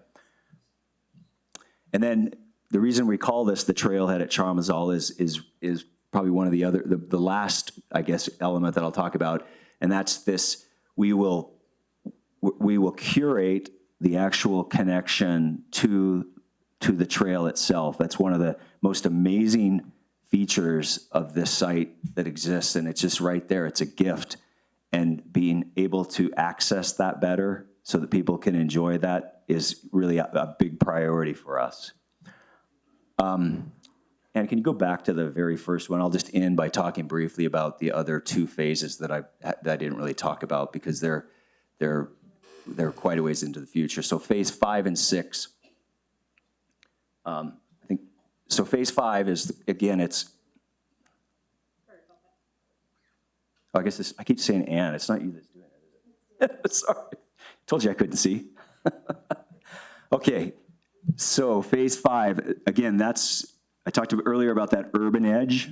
It's the opposite of what we have on the eastern edge of the site. The urban edge, we're actually planning to put a smaller boutique grocery store in that location. We had a pretty popular boutique grocery store on the hook for that site prior to COVID. They went away and announced recently that they're going to be locating somewhere else. But we have 3 other boutique grocery stores that will be there. Now, this is, when I say boutique grocery store, people have different terms for what this is, but this is, a butcher shop, wine shop, cheese. It's a smaller, a little more specialty based. We already have Smith's down the road, so I think this is why we're seeing a lot of demand and interest in that site by these three grocers. And then lastly, the sixth phase is one that's slated to be residential, ideally for sale, but that's down the road a long ways. We really haven't spent much time focusing on that. I will comment that, you'll notice that the roadways, there's access off to and from Osuna between buildings 2 and 3. There's access off 4th across from Sandia View. And then, of course, there's the access onto and off of 4th on the southern portion of the project. So, Mr. Reniker, may I interject something at this time? Yes. Oh, because this is not an action item, and because it is not a public hearing, my village attorney has advised that I can only allow questions from the governing body. However, that being said, would you be willing to have a town meeting so that the residents can actually ask you specific questions about your project? Sure. Okay. Not tonight, I'm assuming, right? Of course not. Of course not. We can't do it tonight, Yeah. but because of the nature of the meeting. So are you ready for questions from the governing body? Yes. Trustee Lewis. I don't have any at this time. Trustee Pacheco. Trustee Benavides. Yeah, I do have some questions for you. So there's a perception that these apartments will be low income, and I think low income and affordability get interchanged. Can you comment about that, and also talk about what is a measure for affordability, and were there bonds that came with that classification? Yeah, that's great. Thank you for bringing that up because I probably should have covered that. Yes, there's lots of definitions for what's affordable, and there's lots of ranges for what's affordable. I think the best way to explain this is there's this concept called area median income. Now, the area median income in Albuquerque, the Albuquerque Metropolitan Service Area, is about $75,000. So you could say that's 100% of the area median income. These units here are targeted to folks making 60% of area median income, which is about $45,000, $48,000 a year is what that income limit would be. So not only do the applicants and the residents there have to qualify, so they can't make more than that amount, the rents that we can charge are restricted based on formulas of what is affordable at that level. So don't quote me on these, but these are rough numbers. A one-bedroom apartment here will be about $815. The two-bedroom apartments are somewhere around $925, I believe, and the three-bedroom apartments, which are over 1,100 square feet, are about $1,100 per month. So as part of this process is we're required to order and get a market study, and a key question is just how affordable are they compared to the market in general, and that's a calculation that the market analyst does, and our rents are about 48% of the market rent, so they're almost half of what's out there in the marketplace right now. So that just shows you what's happening in the Albuquerque housing market. One more question about the apartments. So people get an idea of the apartments based upon what they see on 4th Street, especially if you go towards the downtown area, right? And so could you comment about the workmanship that these apartments will have, and just in general? Yeah. Well, I mean, obviously there's building code that sort of sets the minimum, but oftentimes that is the minimum. We have to, even though these rents are below market, we want to attract the best prospect that we can, and you can't do that if your project is poor architecture, if you have poor amenities, if you have poor security. You have to operate it well so that you can attract the best residents to live there. I mean, we manage these properties, so the last thing we want are residents that cause problems. We have a very a very robust screening process that applicants go through. There's no criminal history is allowed. They have to have a credit score of a certain limit. So it's a fairly narrow band of who can qualify to live in the properties. They can't make too much money, but they can't make too little amount of money, and they have to have a relatively clean record. But to get that small band of folks to your property, you need to make sure that the apartments are up to date. You know, we will have, you know, not granite, but we have the cultured granite countertops. We have laminate cabinets that are, you know, we put the same cabinets in our affordable product as we put in our very high-end products. We have stainless steel appliances. And I mentioned earlier the amenities that we put in place. So, you know, we could get away with building a lower quality product, but it wouldn't work. We wouldn't be able to get the resident population that we want if we did that. So, Mr. Reinicker, first of all, is that it? Okay. Trustee Radnovich, do you have any questions for Mr. Reinicker? Mayor, trustees, I think I have to recuse myself since we're doing the landscape architecture on the project. That is correct. That is correct. So I don't have any questions at all. I want to thank Mr. Reinicker for coming tonight. Would the trustees be amenable to a 5-minute break at this point in time? Sure. Yes. Then we're recessed for 5 minutes. Thank you, Mr. Reinicker. Welcome. Thank you, everyone.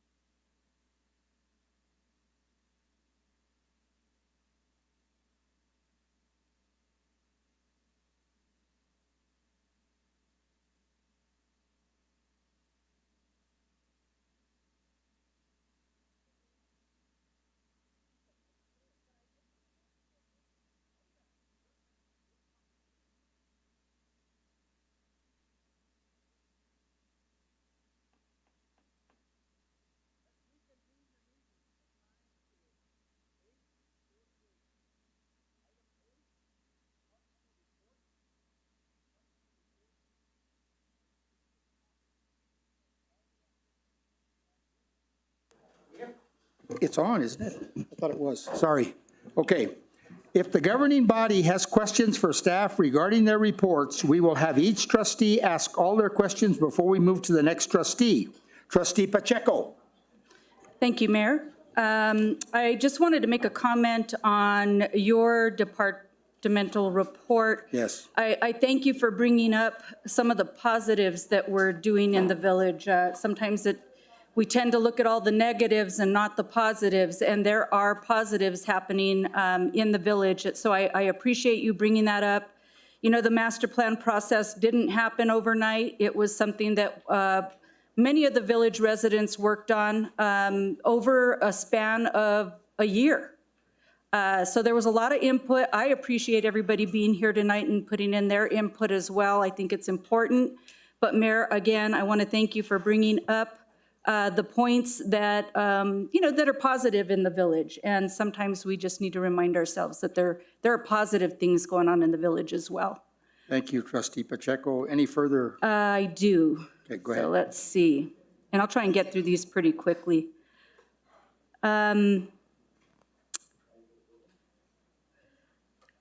Joshua was not here tonight, but I was just kind of curious if we're all set for the upcoming events. And I'm sure that the rain helped us over at the Agri-Nature Center, so I'm excited about that. Also excited to see that he did a DNA test on the varietal of grapes that we're growing out at the village. Or at the Agri-Nature Center. I'm interested to know how long those varietals have been growing in the village. So maybe we can get that question answered from him moving forward. We will find out. Thank you. I have a couple of questions for Maria.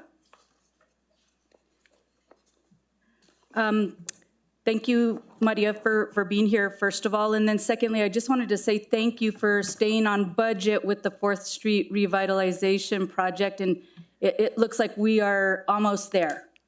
Mayor, trustee, we are almost there. That is fantastic. With regard to the construction funding that we discuss about the, kind of the upcoming second phase to 4th Street, I'm just curious, have we exhausted all the requests for funding to help us kind of move this project forward? Mayor, trustee Pacheco, I'm actually submitting an additional application for $27 million to the Federal Department of Transportation in October for construction funds specifically. We currently have 3 applications specific to construction pending, and we hope to hear within the end of the federal fiscal year by the end of October. But we are constantly looking for and submitting applications for funding.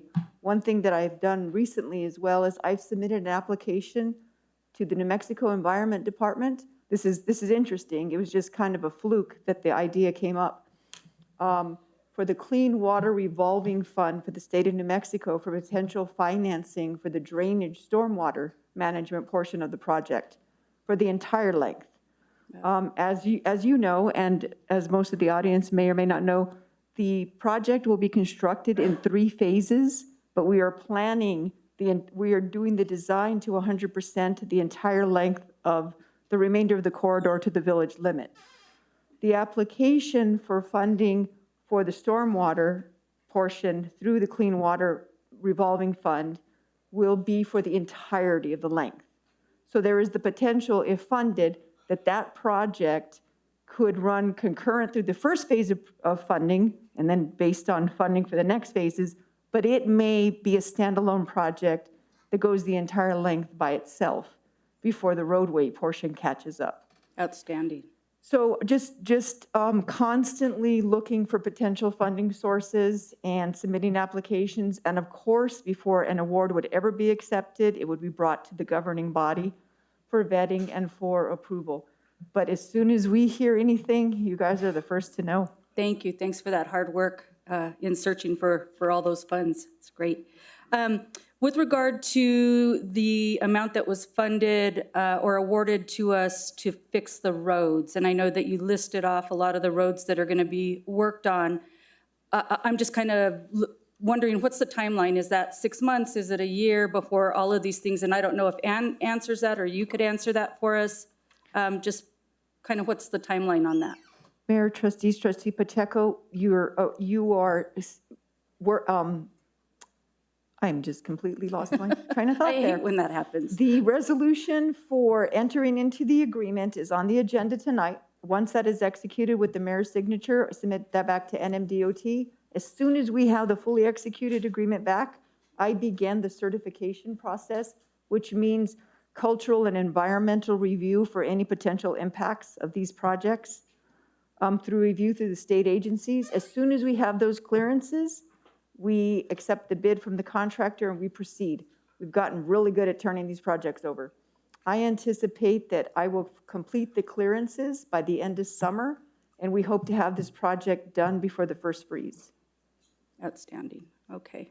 And then timeline again, and I know that's a really important term in the village. And I think that, you know, we all feel like things can happen overnight in some instances, but they don't. They take time, and especially with government, it takes time to kind of get through these. And I'm talking now about the Chavez Road project. I know it's been a big point of contention. You know, we all have voiced our concerns. And I know that we were awarded some funds, but I'm just kind of curious, what's the process of getting Chavez kind of situated? Mayor, trustees, trustee Pacheco, we are waiting for the agreement to execute with the Department of Transportation. This is federal highway funds for trail alternatives, transportation alternative programs specific to trails. As soon as we have that awarded, we will issue, excuse me, we will issue a task order to begin the right-of-way survey. That's the first step in this project, is to understand the existing conditions and where we may have some issues of not enough right-of-way, so that either the road has to be meandered, or potentially that we have to acquire additional right-of-way to situate the path. This is the very beginning. We are basically have planning money to determine the right-of-way widths and what impediments or what features of the environment we have to deal with specific to our project. We don't even have, other than the fact that we want a multi-use trail to protect pedestrians and bicyclists from the motor vehicle traffic. That's basically the concept at this time. And so the funding is to allow us to complete that study before we ever design anything. And I'm sorry if you said so and I didn't catch it, but in terms of even doing the study, what are we talking about? Is that 6 months, a year? Oh, so I anticipate that we will have the award, the agreement before you at the August meeting. By the time we have the letter to proceed, we will already be talking to whomever it is we decide on our retainer services agreement to deal with on this project. The right-of-way survey will take approximately 3 months. When we have that, when we know what it is we're working with out on Chavez Road, then we will be able to complete a schedule of how we proceed from there in design phase. Okay, But good. so I can tell you that we will have the right-of-way survey done within 6 months of award. Okay, From terrific. there, it depends on what it is we have to work with to be able to design the elements of the trail. Got it. And I just think that's important for our residents to understand too. I mean, again, it's not something that's going to be done in 2 months, but we're working on it, and it's just going to take us time, and we got to take those steps just to get there. And if I may, the reason we asked only for the study money instead of study and construction, and I think it was a very good project and could potentially have been awarded for construction, is we didn't want to do that. We want to know what we can build out there, what the community wants built out there, and how to proceed from there. We didn't want, and when you have construction funds, you're under a very tight time frame to be able to expend those funds. We have up to 5 years to design, and if we proceed after that design, the same funding source that we were successful in receiving the engineering funds will fund construction, if we Great. so choose. Thank you, Maria, I appreciate it. Mayor, I think that's all the questions I have. Thank you. Thank you, Trustee Pacheco. Trustee Benavides. Yes, while you're up there, Maria, so you're very good at finding money for the village, and I appreciate that. I think a lot of people here appreciate it. So tonight we heard about traffic issues at the intersection, potential traffic issues at the intersection of 4th Street and Osuna. So can we find money to do any kind of traffic study and perhaps improvements to that intersection? Mayor, trustees, trustee Benavides, there is a traffic study that was recently completed on that intersection relative to the palindrome development. Okay. I think that is now on our Facebook, on our website. Is that correct? Not yet? We've just finished reviewing and commenting on that. So that will be available pretty soon. But that has been complete. May I interject a point here? In 2005 and 2006, the village spent in those years' dollars over $6 million to put 5 lanes on 4th Street. Completely redo that intersection with drainage and everything else.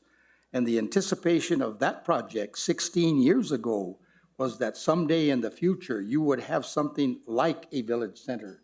So that's why you have the wider road there, the sidewalks, all of that. So I just wanted to throw that in there. Mayor, trustee Benavides, I'm fully aware that the big concern is between 2nd Street and 4th Street on Right. Osuna, which is partially Bernalillo County, and we worked very closely with Bernalillo County on review and requests for revisions to that traffic study. There is always the potential for enhancements, but it comes down to right-of-way.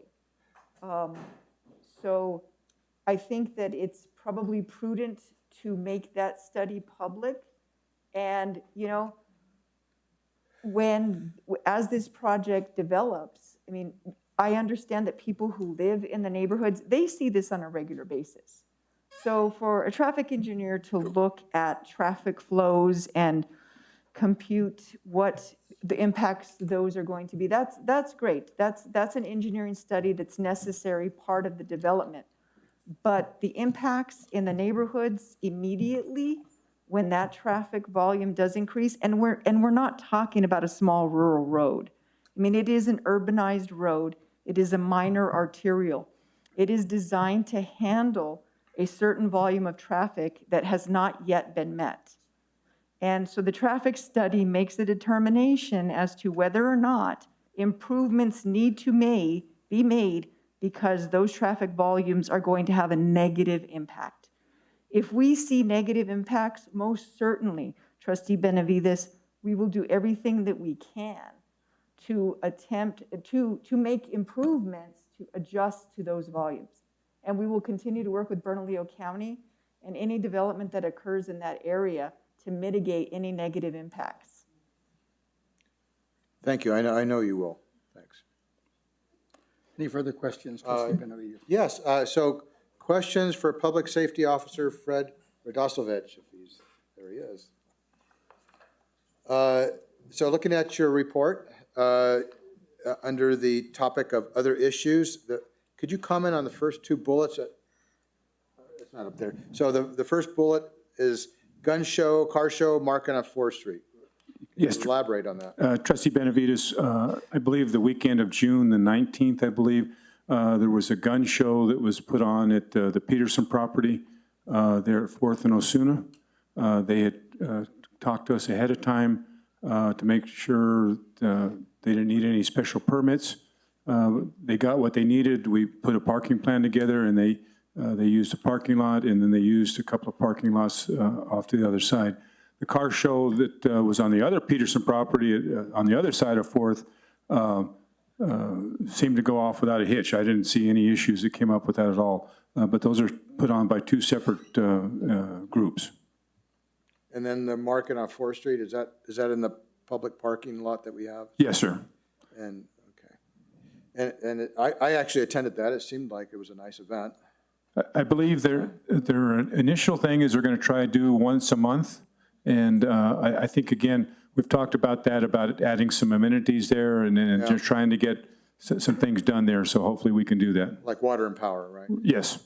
All right, so final thing, research speed cameras, additional resources from BCSO. Can you elaborate any more, or is that just an ongoing thing? No, I think I can elaborate. I talked to Captain Romero yesterday on the resources. He's getting me some numbers on some different costs, some different options. And so he should have that to me by the end of the week, and then we can sit down and kind of look at and see what the trustees and the mayor want to do with that. On the speed cameras and stuff, I've researched the ordinances for Albuquerque, for Rio Rancho, and Santa Fe. And if the board wishes, then we can pursue that. It requires an ordinance and then some additional staff and some hearing officers and stuff. But if that's what the board wants to do, is put speed cameras up there, we have to pass an ordinance, and there's certain, and 50% of all the revenue that's collected, that goes automatically to the state statute. They take 50%. Okay. All right, you'll get us the information so we can make intelligent Absolutely, decisions. absolutely. Right? Thank you. Thank you. Trustee Lewis. Yes. First, I would like to say thank you to Director Tiffany Justice. I know you're resigning as of the end of the month, and I just want to thank you for all the work you've done, and I think you've done a tremendous job, and we will sorely miss you. So thank you.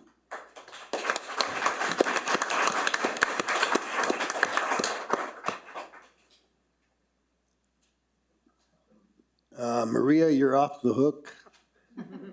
Trustee here to the right, Sandra Pacheco said and asked the questions I had. I have one more for you, Fred.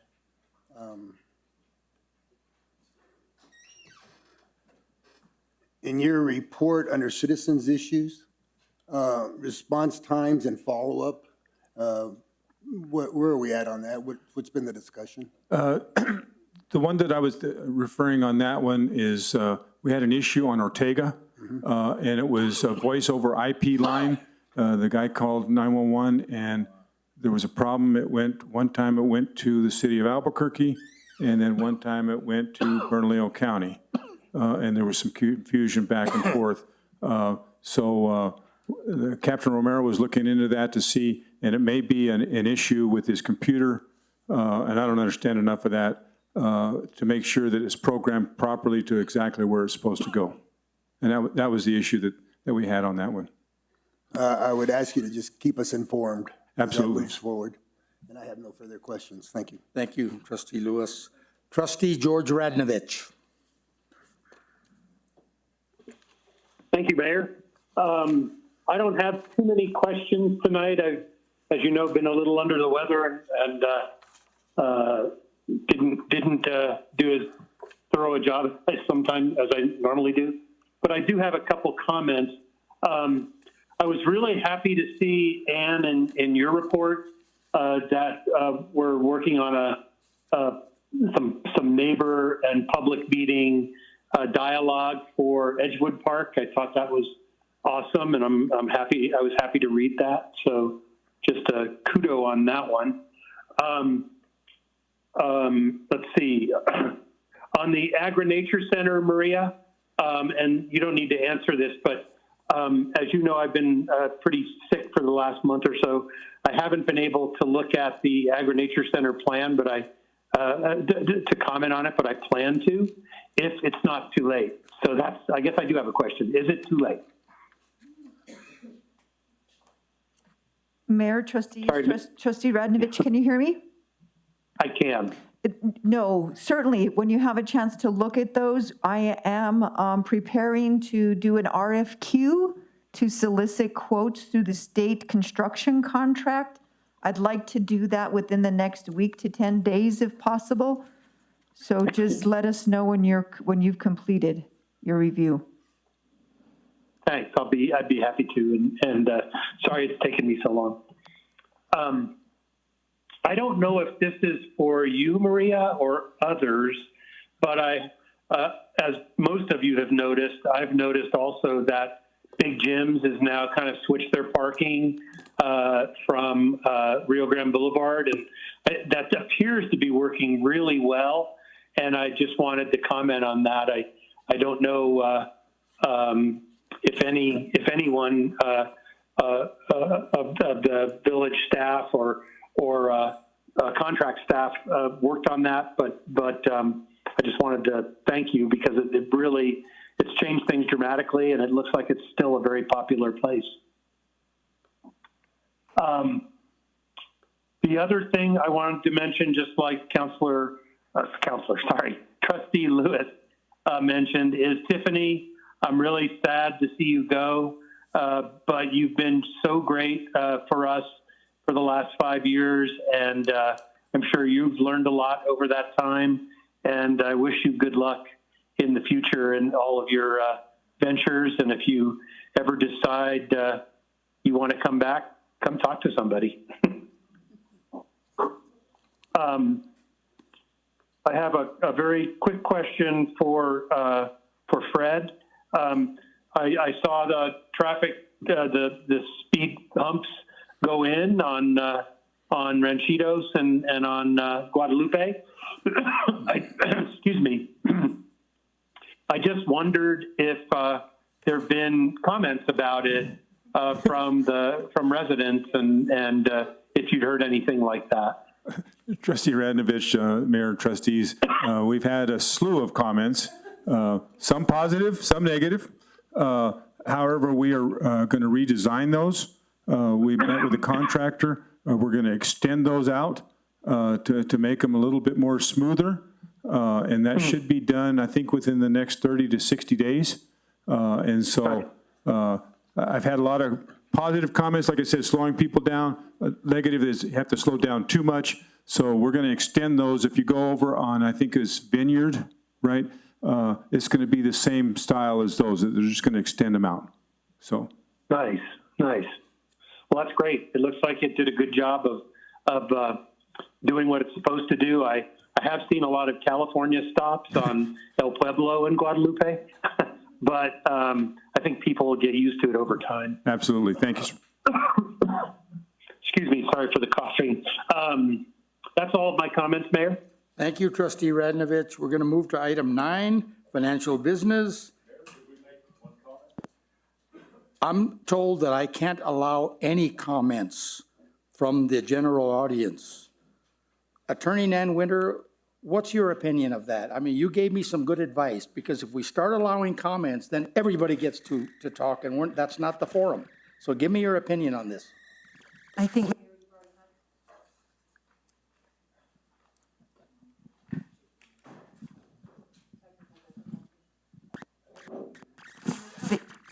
we've already had public comment, and then we'll have public comment again before each agenda item.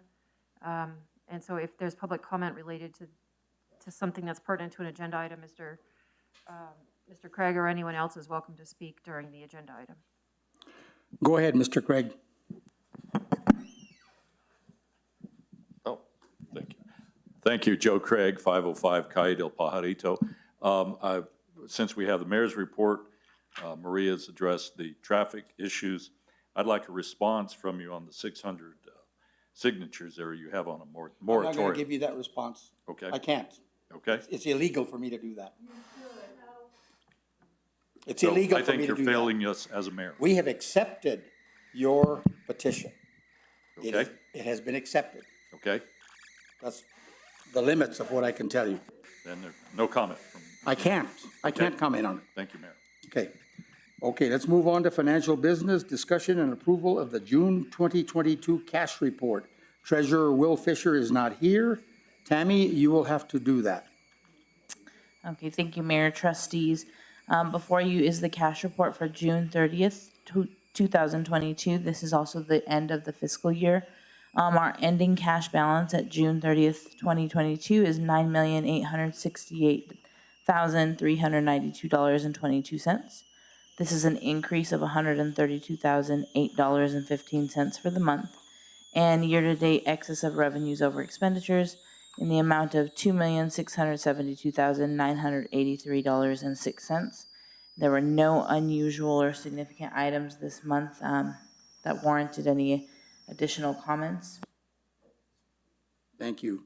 I need a motion to approve the June 22 cash report. I'll make a motion to approve the June 2022 cash report. I need a second. I'll second that. Is there any discussion from the governing body? Yes, I have a couple Go ahead, questions Trustee Lewis. and comments. My first question is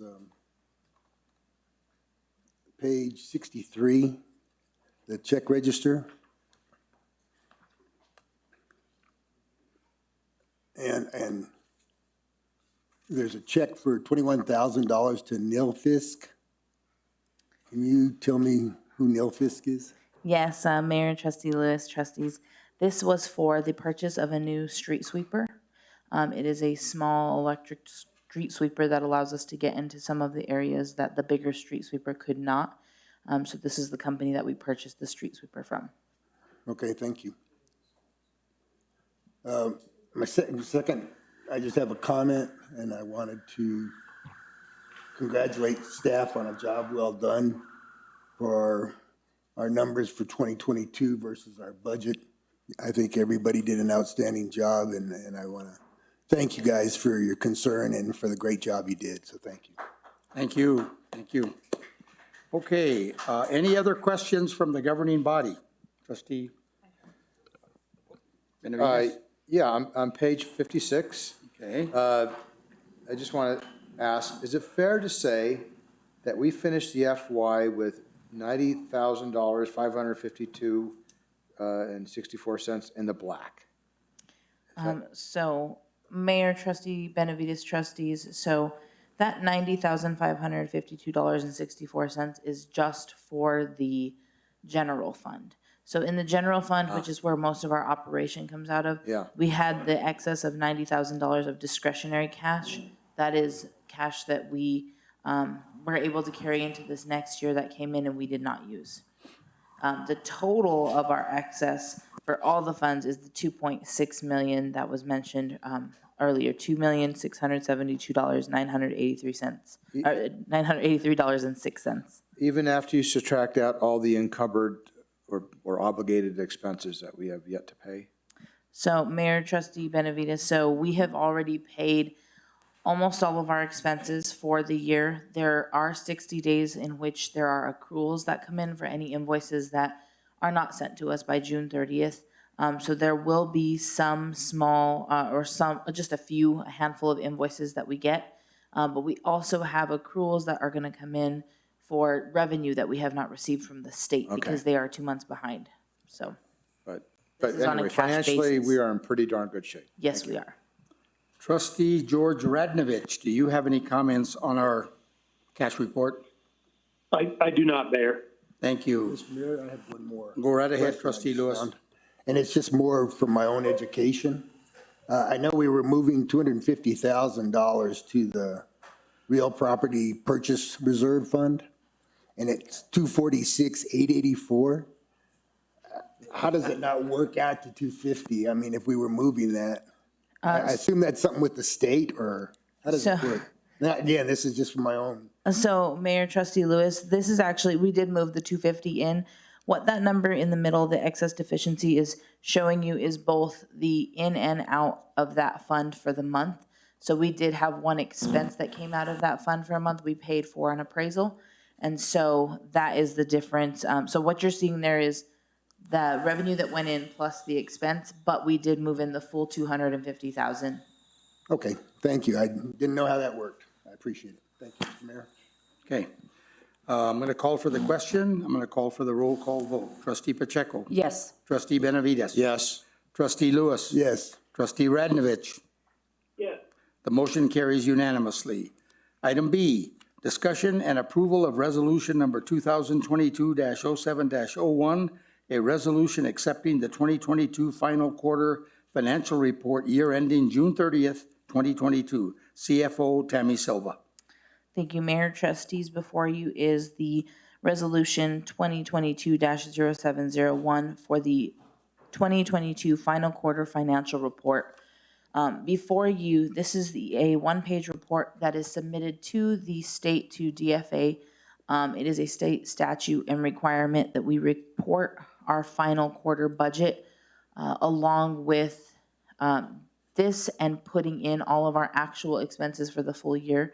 And so this report goes up to the state per state statute. And if you review the information, it matches to our cash report that was just presented. And I stand for any questions. Thank you. I do need a motion to approve resolution number 2022-07-01. I will make a motion to approve resolution number 2022-07-01. I need a second. Yeah, I'll second that. Any discussion from the governing body? Being none, I'm going to call for the question, call for the roll call vote. Trustee Pacheco? Yes. Trustee Benavides? Yes. Trustee Lewis? Yes. Trustee Radnovich? Yes. The motion carries unanimously.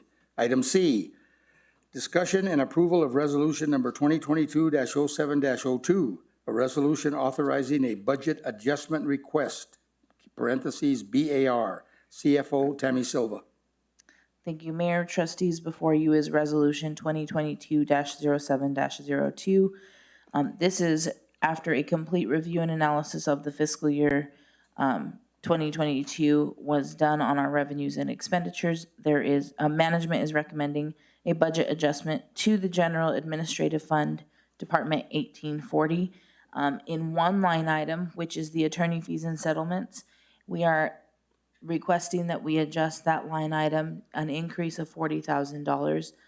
Part of this is to make sure that we do not exceed our expenditures at the end of the fiscal year. Exceeding your expenditures can result in an audit finding.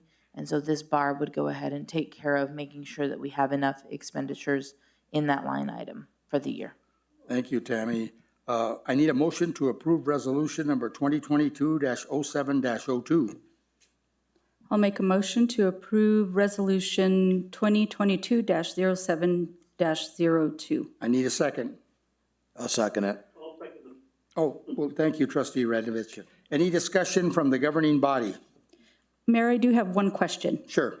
Tammy, so you said that this just kind of covers us based on maybe what we paid in the prior year. At the end of the year, if we still have money in this particular line item, is that then moved again back, or does it just carry over to the next budget? So Mayor, Trustees, Trustee Pacheco, I want to be clear that this is for the fiscal year that just ended. Okay. So this is for fiscal year 2022. We did not have enough budget in that line item to cover the full amount of expenses. So this increased the budget for the year that we just ended to make sure it covered it. Very good. Thank you. That's all I have, Mayor. Any further questions from the governing body?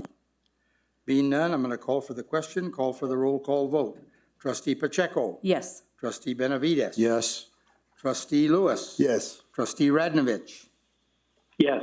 Thank you. The motion carries unanimously. Item D, discussion and approval of resolution number 2022-07-03, a resolution adopting the Village of Los Ranchos budget for fiscal year 2022-2023. Administrator Ann Simon. Thank you. Good evening, Mayor, trustees. Before you is the final budget for fiscal year 22-23.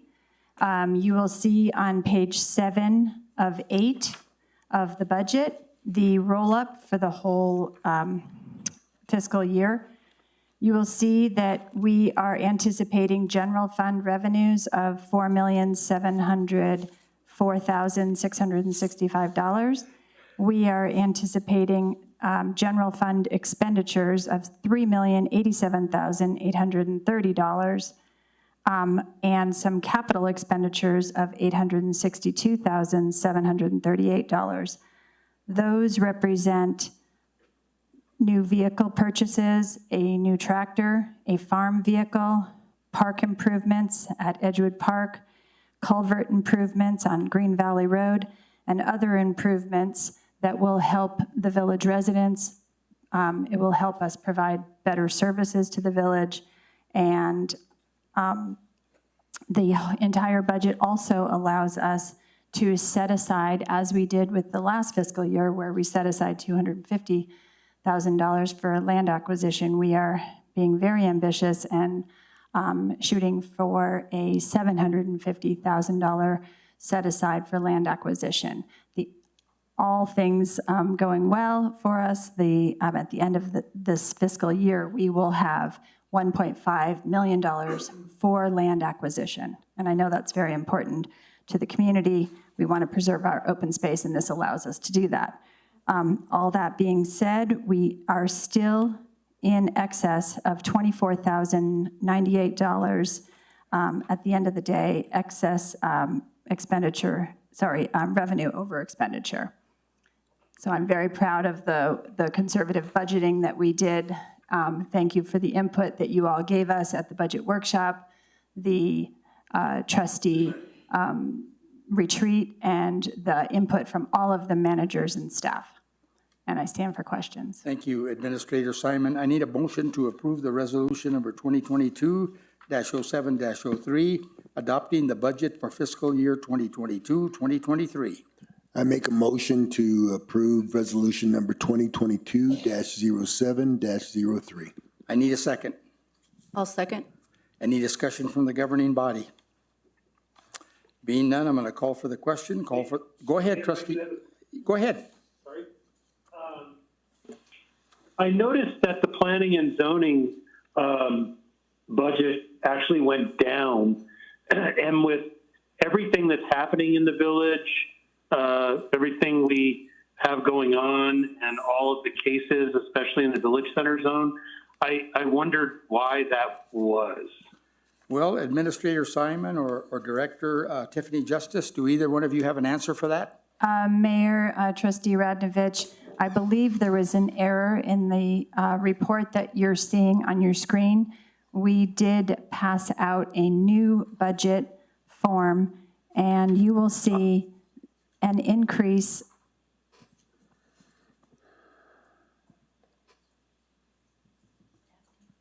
Sorry, Mayor and Trustee Radnovich, is there a specific line item you're speaking about or a specific section? It's on page sheet 7 of 8, and it's under the general fund revenues and expenses, and it appears it says an increase or decrease in budget, and it shows a negative 3%. So a decrease in budget for planning and zoning. Okay. That's the way I read it, anyway. Okay, yes. So Mayor Trustee Radnovich, the negative 3% that you're seeing is actually comparing fiscal year 2021 to 2022. And there was a decrease in that year. But if you go over to the last column, which is column F, it's actually a 60% increase from last year to this year. So there is an increase. Thanks. Any further questions, Trustee Radnovich? No, thank you, Mayor. Okay, I'm going to call for the question, call for the roll call vote. Trustee Pacheco? Yes. Trustee Benavides? Yes. Trustee Lewis? Yes. Trustee Radnovich? Yes. The motion carries unanimously. At this time, we're going to go to item 10, which is a public hearing. Item 10A is SDP 21-02, a request by Neminjigin Plaza LLC for final approval of a residential site development plan for a development in the VC zone in the 4th Street character area. The property is located at the 6502 4th Street Northwest and is legally known as Lot A, Blanche P. Dawkins subdivision of Lot 2, Merritt Acres excluding the easterly 165.84 feet, School District 4, Bernalillo County, New Mexico, as filed in the office of the Bernalillo County Clerk on September 30th, 1937. I would like to ask each trustee for a full disclosure of real or potential conflicts of interest with this item of business. Trustee Pacheco. Mayor, I do have a real conflict of interest, and I will be recusing myself from this hearing. Okay, I'm going to give you 1 minute to exit.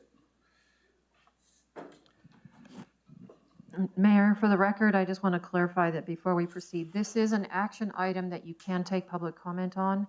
And just so that we're clear, we have open public comment at the beginning of the meeting, and then we have public comment for items, hold on here, let me be most clear. For items in your agenda, items 10, 11, and 12. So Okay. Well, make sure that you prompt me so that I don't miss something. yeah, So now that trustee Pacheco has recused herself, trustee Benavides. So I have no conflict of interest or financial interest in this. However, I do need to recuse myself because I was on the Planning and Zoning Commission when this came before us. So based upon our code of conduct, I need to recuse myself. You want to stay here? I'll stay here. Okay, good. Trustee Lewis. I have no conflict of interest. Trustee Radnovich. I have no financial interest or conflict of interest in this project. Thank you. Before we start, I would like to go over the order of the quasi-judicial proceedings before we begin. All interested parties wishing to speak as a proponent, opponent, or otherwise will stand, raise their right hand, and be sworn in by the village attorney at the appropriate time. Director Justice will then provide the report. The applicant will be given the opportunity to speak and will be given 15 minutes. I will then ask any proponents to raise their hands, and I will call each person up individually. The person speaking will state their name and address in a clear manner and will have 3 minutes.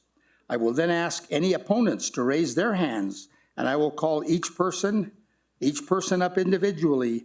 The person speaking will state their name and address in a clear manner and will have 3 minutes. I will then ask any others to raise their hands, and I will call up each person individually. The person speaking will state their name and address in a clear manner and will have 3 minutes. There will be no transferring on time to another individual. I want to remind you that this is not a question and answer session. This is your opportunity to support or oppose the application and/or provide your comments or testimony specifically relevant to the application. The applicant will then be given 5 minutes for rebuttal. The governing body will be given an opportunity to ask questions. After all the evidence is heard, the floor will be closed for comments, and then I will entertain a motion. Please keep in mind that proceedings will be conducted in a professional and civil manner. All participants wishing to speak will now stand.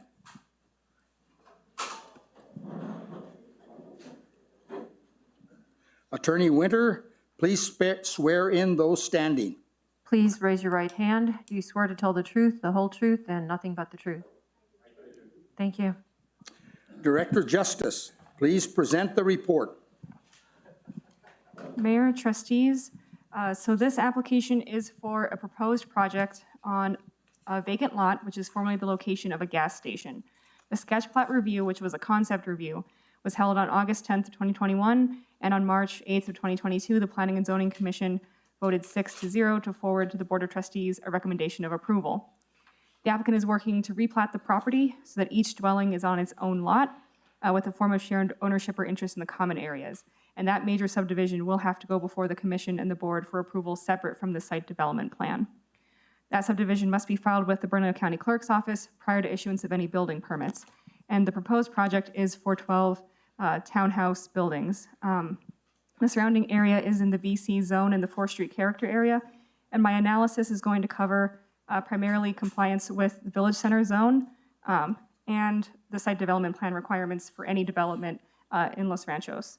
So first, this property did need to get a conditional use permit for multifamily, and they did get that conditional use permit in 2021, and this allows townhouses on the property with a minimum dwelling density of 24 dwelling units per acre.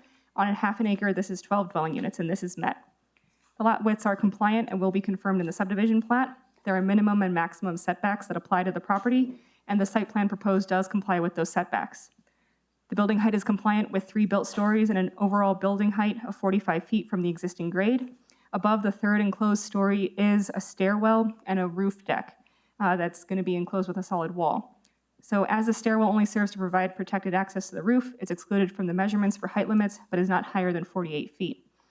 The project is not required to meet the design regulations of the Village Center zone, since subsection 9.2.14E1 stipulates that the design will be determined by the site development plan application and approval process.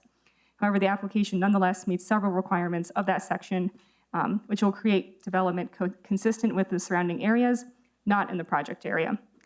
Subsections 3 and 4 of that section are met with building entrances along most of the sidewalks from 4th Street or close to it, and primary entrances from sidewalks. And then another subsection 2 is partially met with windows, doors, and variations in the building facade to prevent blank walls. The design regulations in our separate design regulations section are not applicable to residential buildings in the VC zone.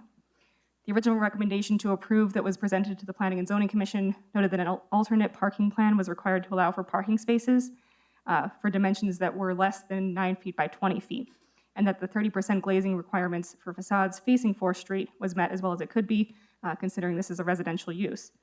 However, neither the alternate parking plan nor the glazing requirement applies, since subsection 9.2.14 E1 and F2 exempt properties within the project area from the design and off-street parking requirements. And so the intent for this project area is met with the project by furthering the intent of the Village Center zone for the highest density residential in the village. And again, based on those subsections that I just read out, final approval does not require an alternate parking plan, nor at least 30% glazing. So that's for compliance with the Village Center zone. They are compliant. For compliance with the site development plan requirements.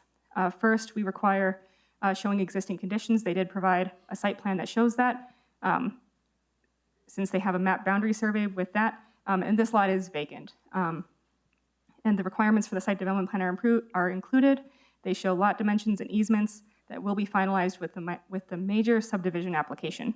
No signage is proposed, and exterior lighting shown around the buildings and that the parking lot appears to be compliant, and we will confirm compliance during and post-construction.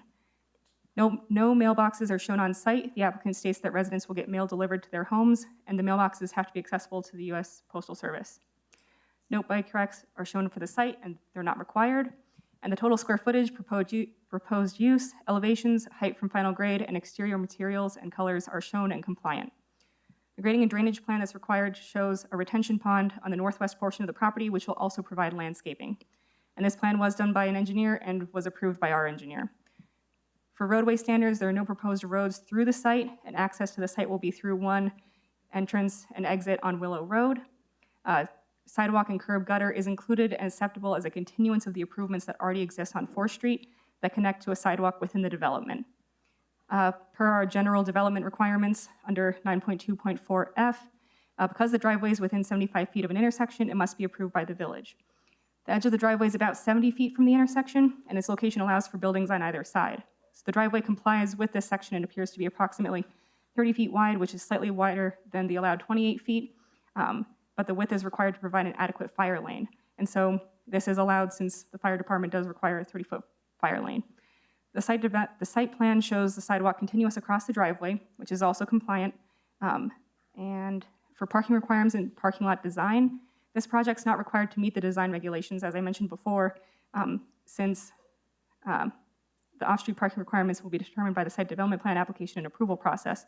However, the application nonetheless meets several requirements, that the minimum number of parking spaces, at least one per residence, is met, and the parking lot aisle access of at least 24 feet is met with 25 feet. A loading and docking area is not shown, and since the use of the property is residential, this isn't required. Unpaved gravel standards are met and shown on the grading and drainage plan. And in the packet, you'll see communication with Waste Management. The site plan notes trash receptacles on the south side that abut Willow Road, and Waste Management has reviewed and noted corrections. So instead of one collective dumpster, each unit is going to have a rollout bin, which will be accessible by Waste Management. And the rollout bins will be stored in that enclosure. For landscaping, the project's not required to meet the design regulations of the Village Center Zone subsection G, since subsection G1 stipulates that the landscaping requirements will be determined by the site development plan. However, the application nonetheless meets the requirements of of our general landscaping requirements. They require 20% of the lot, since it's a corner lot, to be landscaped, and this is exceeded with 26%. And the number of trees required is also exceeded. Drought-tolerant and native New Mexican plants are encouraged in our code and are met with the plants shown. The trees are planted as a buffer along the roadway, and the diameter of trees along the road is compliant. The landscaping appears to comply with the clear sight triangle and must be maintained to maintain that compliance. No buffer landscaping is required since the property does not abut residentially zoned property, and the use of this property is residential. The landscaping extends slightly into the public right-of-way, and I'll address that a little bit with just the relationship to the public right-of-way a little bit later.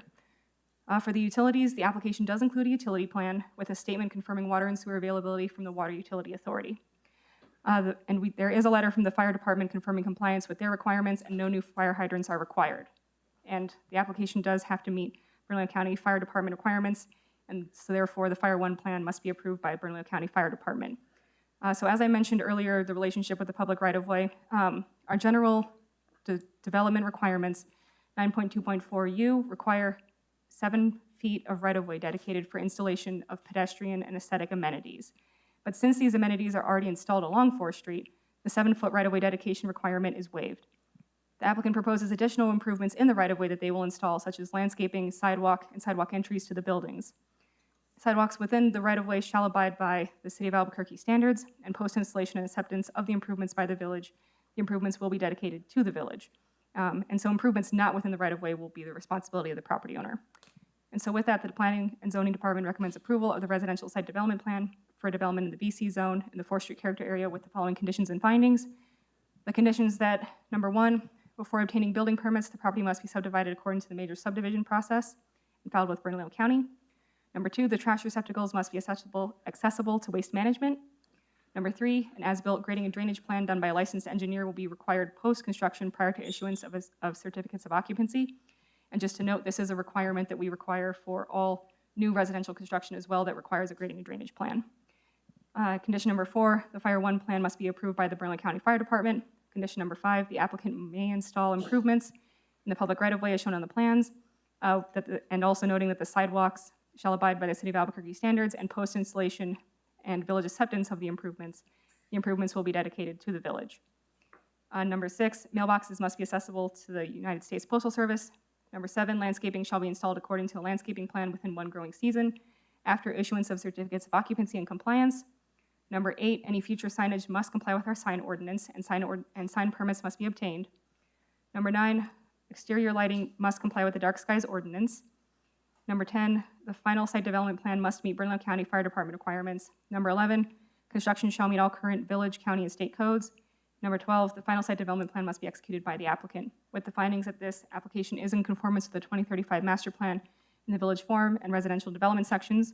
The proposed development meets the requirements of Section 9.2.14 VC, the Village Center Zone, and compliance with 9.2.14 D3B will be confirmed during the major subdivision process. And public notice requirements have been met. I stand for any questions. Thank you, Director of Justice. At this time, Mr. Pacheco, will you please approach the podium? Please state your name and address for the record. You have 15 minutes to present your application.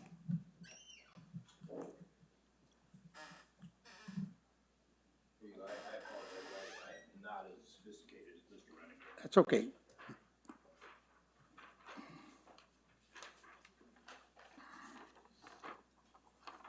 Thanks, sir.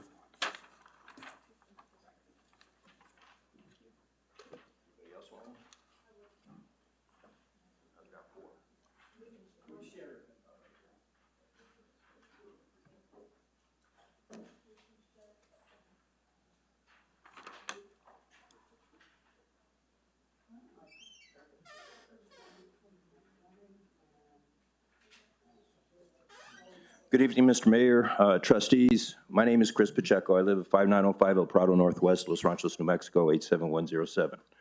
I've been a village resident for almost 30 years now. We did raise our family here in the village. I don't think you're gonna have to worry about 15 minutes, Mayor. I'm not a very verbose person. Currently I'm an owner and operator of a service-disabled veteran-owned construction company, which is not in the village, but right on the other side of the village. Or right on the border, the southern border of the village. And I am developing, it's pronounced Nijmegen Plaza, Those of you that are military history buffs will get that. If you watch a bridge too far, you'll see it. But I am developing Nijmegen Plaza, and I guess as of tonight, I'm a money-grubbing developer, which is ironic. And I mean, that is ironic because I come from very humble background. So that's the first time I've ever been called anything close to having money. Anyway, we've worked really hard with the architect to meet all the requirements of the VC code. And as Director Justice outlined, there was quite a few requirements. We spent a lot of hours and we developed something that meets the density requirements. The requirement is 12 units per, or 24 units per acre, 12 units per half acre. There's not much flexibility in that, which we found out during planning and zoning meeting. So we had to work hard because we wanted to provide a development that provided quality living space and also an outdoor space. We wanted a development that gave a young family moving in or a professional couple moving in an adequate place to live. We were able to develop 12 units, 1,860 square feet of heated space each, with a roof deck for the outdoor space, which is what we're looking at, and meet all the requirements of the VC. And to confirm to the VC code, I mean, we had to meet the building design standards, the height standards, the parking requirements, landscaping, drainage, dark sky regulations, utilities, fire regulations, trash receptacles, setback requirements, to name a few. Our development does this, and like I said, it provides the buyers with 1,860 square feet of heated space, including an indoor garage, and 620 square feet of roof space so that they can have some outdoor space. It supports intermodal, pedestrian, bicycle, and vehicle transportation, all while complying 100% with the VC code, the 2020 master plan, the 2035 master plan. We have requested no variances. We have no, and we present this to the Board of Trustees for approval. We have no divergence from the VC code. Like I said, we worked very hard with the architect to make sure that we met 100% of the requirements of the Village Center Code. With that, I think that's all I have. I'll sit down and put on my body armor. Thank you. Is there anyone in the audience wishing to speak in favor of this matter? Please come forward. Please approach the podium. State your name and address for the record. You have 3 minutes, please. My name is Peter Weinreb. I reside at 6509 Poza Rica Court Northwest in Los Ranchos. Mayor Lopez and trustees, I'm comfortable with well-thought-out infill housing, but I'm wary of every currently open plot of land becoming a high-density residential complex. Now, Las Casitas Court on Chavez Road seems to pose no great problems. Help me with the pronunciation. Oh, it's Nijmegen. Nijmegen, Sandia View, Chavez Guadalupe, and the Village Center. Oh, no, the issue that, let me go back. Nijmegen appears to be similarly small. Those new residents are welcome. The issue that does concern me is all the new traffic activity from Nijmegen, Sandia View, Chavez Guadalupe, and the Village Center. I worry about traffic safety with vehicles wanting to enter and turn left across 2+ lanes in that half-mile portion of 4th Street. Possible future developments nearby in Albuquerque proper would also affect 4th Street traffic. Now, Mayor, considering your remarks about no questions, the questions I have would be rhetorical, except the trustees to whom I would direct them have recused themselves. I'll just state it anyway. Particularly trustees Benavides and Radnovich, within limits, considering your planning and zoning experience and your respective professional backgrounds, are these 4 projects overbuilding? Has Los Ranchos properly evaluated the combined impact of those multiple housing developments plus the large village center on safety, traffic movement, tailpipe emissions, and the like? And thank you for your consideration. May I interject, Mr. Weinreb? Yes, of course. You bring up an interesting question, but I want you to know that we're only dealing with one application at this time. Yes. Nijmegen. Every other one of these other developments is in the future. And it's going to be determined by the will of the trustees, the mayor, the staff, everybody else. So we need to make sure that you understand, we're only talking about one development. Yes. And even that development still got to go through more planning and zoning, more board of trustees, and on and on. So it's not a done deal completely if it is approved tonight. You need to understand that. One application. Understood, but Nijmegen, as it appears, seems to be benign. I understand that, yes. But I hear you. I know the trustees are looking beyond that. I hear you. And I hear you. I don't know about them, but I hear you. Well, I'm sure they will. Thank you all for your consideration. Perfect. I appreciate it. Okay. Is there, let's see, is there anyone else in the audience who wishes to speak in favor of this matter?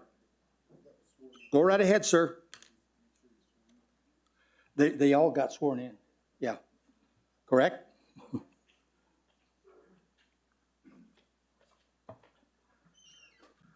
My name is David Gutzler. I live at 620 El Paraiso Northwest. I thank you for the opportunity to speak, Mr. Mayor and trustees. I want to make it clear that I'm not speaking either in favor or in opposition, and I'm a bit dismayed that I'm expected to choose an advocacy position. Nevertheless, I have a strong statement to make in response to what you just said, Mr. Mayor. Go right ahead. Because my comment was very much the same as Mr. Weinreb just said, that what I have not seen in any planning or heard at this meeting is any process or any inkling from the trustees that you intend to assess the impact on neighborhoods of all these developments jointly. And in my opinion, if you do not do that, and if you allow these developments to be assessed individually in a divide and conquer sort of way, that in my opinion, that would represent an epic failure of village planning and governance. Okay. Thank you. You bet.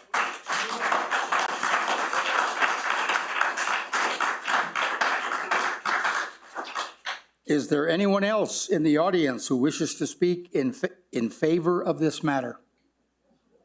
Okay. Is there anyone in the audience wishing to speak in opposition? Mrs. M.S. Loretta Chavez Smith, you're listed here. Yes, sir. Go right ahead. Please approach the podium, state your name and address for the record. You have 3 minutes. Loretta Chavez Smith, 536 Chavez Road, Northwest. It's late. It's past my Margaritaville. Okay, real quick. I'm in total opposition to this, like what everybody else has already spoken about. There's one thing that has not been brought up. In the March 8th, 2022 Planning and Zoning, there was a stipulation put in. The applicant, Christopher Pacheco, spoke to his application and to the comments and questions presented by the commissioners, including utilities, gas tanks, removal, 1995, and a remediation. The applicant stated, there is an open case with the New Mexico Energy Department and Petroleum Storage Tank Bureau for remediation, and that it remains the responsibility of Gasman LLC. When remediation work is complete, the state will issue a no further action letter. The applicant stated that the building will not occur until this letter is received. This right here, if there is no letter, that there is no further action taken or no further action needed, this should be stopped immediately until that letter is in hand. Thank you very much. You bring up a great point. Attorney Nan Winter, tell me what your opinion is on this. I need to know. Mr. Mayor, members of the board, this matter has still got multiple processes to follow with the village. That's correct. I think we're going to hear this again on the subdivision. Okay, that answers the question. Yeah, so this is not the end I hear that. of this process. I hear that. Thank you. I'm sorry, I didn't understand what she said. Well, tell her again, okay? Mr. Mayor, members of the board, this is not the end of this particular process. There's still a subdivision approval, which means a preliminary plat and a final plat that has to come before the P and Z and this board. So there's more to this. Wait a minute. But, We have a process here. okay, I Go ahead. understand the process, but my 3 minutes is not over with. My question is, if the planning and zoning puts in this stipulation, why would we go through any more process I understand. until this letter? What if this letter never comes through? I understand. I understand. And then we have gone through all of this anguish and everything. Why can't it be stopped now until that letter comes to I the understand. village? And then go through the rest of the process for this building. I understand. Thank you. You bet. Okay. Is there anyone else in the audience wishing to speak in opposition? Please come forward. Please approach the podium, state your name and address for the record. You have 3 minutes. My name is Cynthia Sylvester. I live at 333 Willow Road. And I can appreciate all the work that you've done on your project. I find it mind-boggling that this had to fit into the VC zone height limit, considering where this is, what street it's on. If you were going to grant a variance, I would think at that point you could have granted a variance to make it shorter, because you certainly will grant them to make buildings higher. That being said, I don't know if any of you drive down Willow Road. Have you ever tried to get out of Willow Road? Has a site traffic study been done?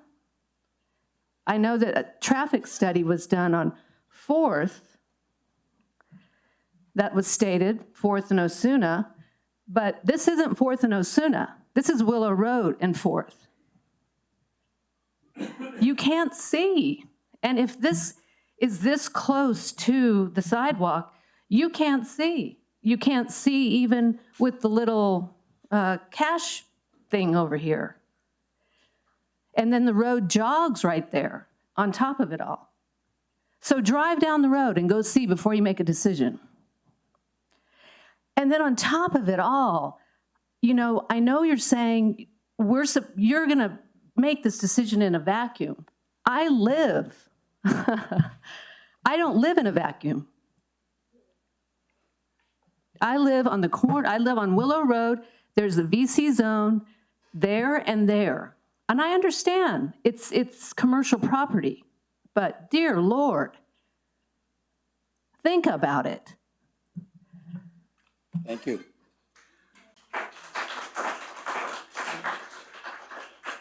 Is there anyone else in the audience wishing to speak in opposition? Please come forward. Please approach the podium. State your name and address for the record. You have 3 minutes.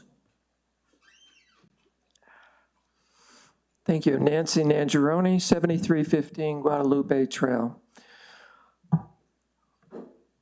We've heard all the reasons why this high-density housing is a problem for the village. This development, and I appreciate the care that you've put into it, and, you know, I don't think that you're necessarily a terrible person or a terrible developer. I mean, it sounds like you're a good developer as far as development goes. But this is something that, to me, I come from Boston originally. This belongs someplace like that, where you put 12 units on a half acre. I don't understand the thinking behind this kind of development for our village. Why would you want to put 12 units on a half acre? I just don't understand that.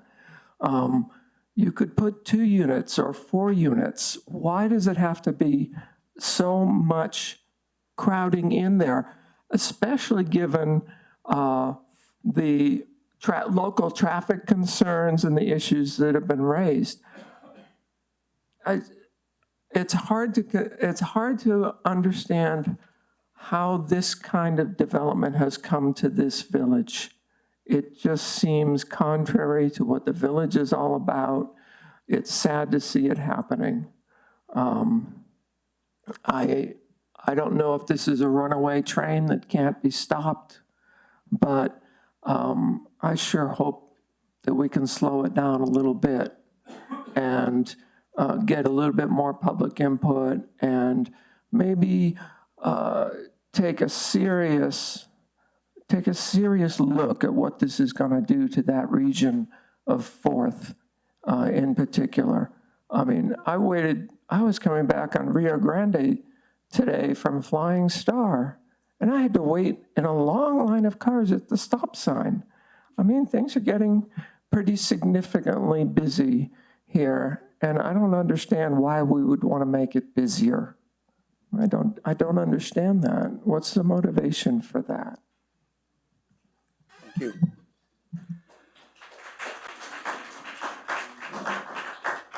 Is there anyone else in the audience wishing to speak in opposition? Please come forward. Please approach the podium, state your name and address for the record. You have 3 minutes.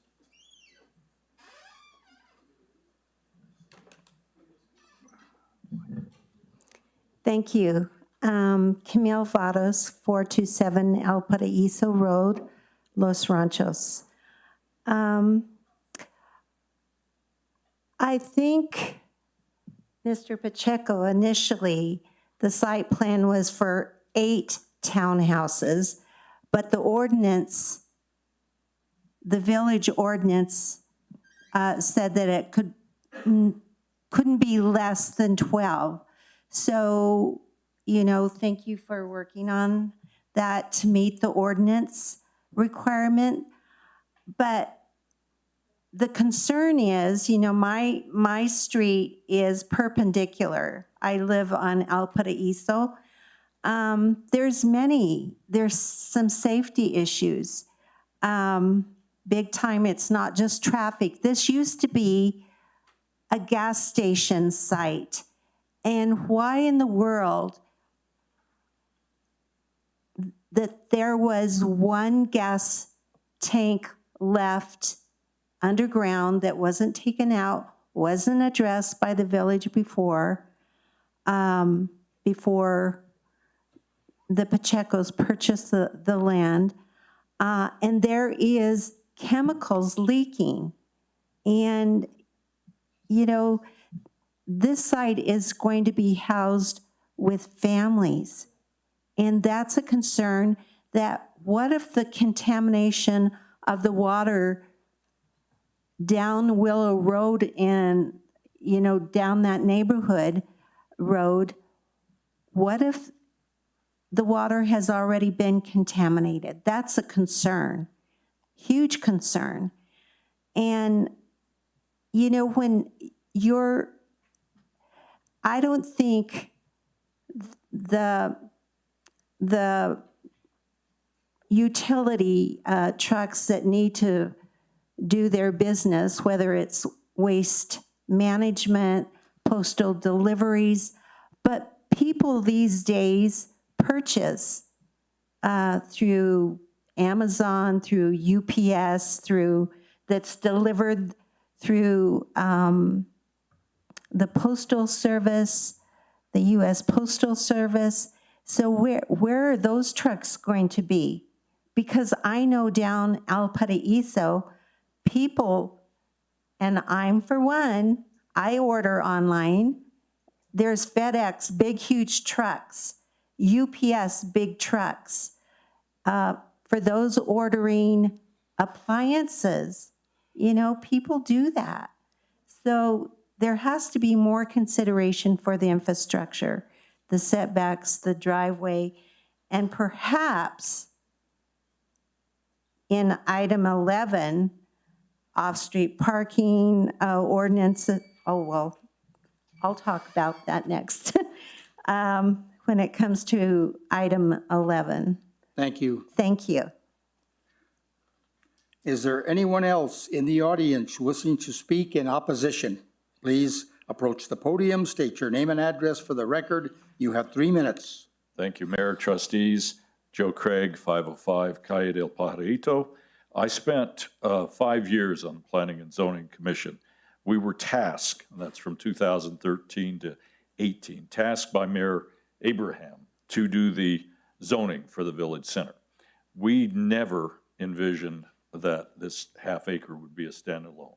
That was supposed to be acquired by the village for the village center. And I believe it was slated to be egress. Mayor Abraham died, of course. It never got purchased. Mr. Pacheco came in to planning and zoning with a very nice, smaller, two-story townhouse development. It was denied by the planning and zoning department because it was not dense enough. I talked to Chris. I really liked the project, actually. I talked to Chris afterwards. I said, let's protest that. Let's take it to the trustees. And he says, well, what do I care? I'm already designing 3 stories. I'll make more money. So I really have a problem with this project. Mayor, you and I have had a little brief discussion about it. Why didn't the village buy it? I still think the village should buy this and recompense Mr. Pacheco for his wasted time. This is too dense of a project going into a really narrow, bad street without any kind of traffic impact. I don't know how you're going to walk over to Chad Reneker's project across Willow. I mean, you're just going to get too much traffic. This needs to be postponed. Now, additionally, Ms. Justice said that she would approve this with a 3-story, but we had to go to the smaller parking size. So that's in your unfinished business that you're already deferred, and that's coming after this. So I don't know how you would even look at approving 10 when you still have to do 11 and shrink parking lot sizes. And that creates another precedent for the village center, which I have a vivid image of Gilbert, Trustee Benavides, saying we cannot do this. It creates a precedent. And I agree. You can't do this. It's creating a precedent. Thank you. Thank you.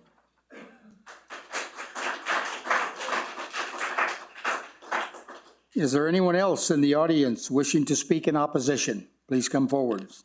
Please approach the podium, state your name and address for the record. You have 3 minutes. My name is Tom Donnellan. I'm a resident at 6668 Edgewood Drive Northwest. And my question really rises to, what are we looking at? What are we comparing this to, and what's the setting that we're doing? In doing the master plan and setting up that you can have 24 units per acre, has anybody looked at what 24 units per acre through the whole VC looks like?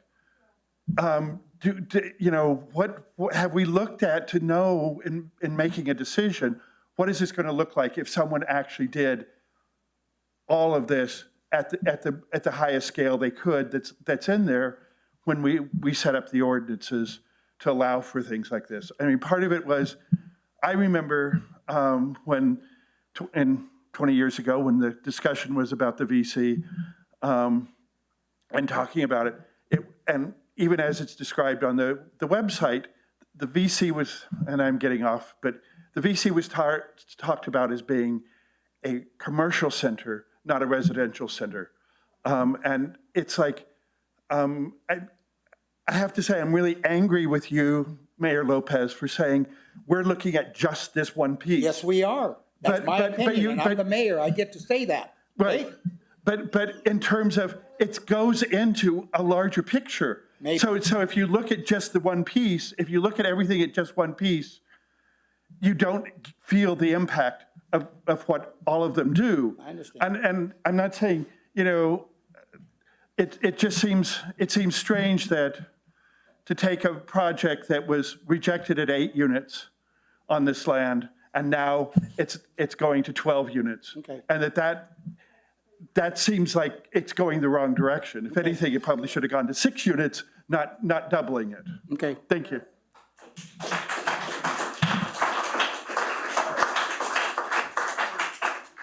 Is there anyone else in the audience wishing to speak in opposition? Please approach the podium, state your name and address for the record. You have 3 minutes.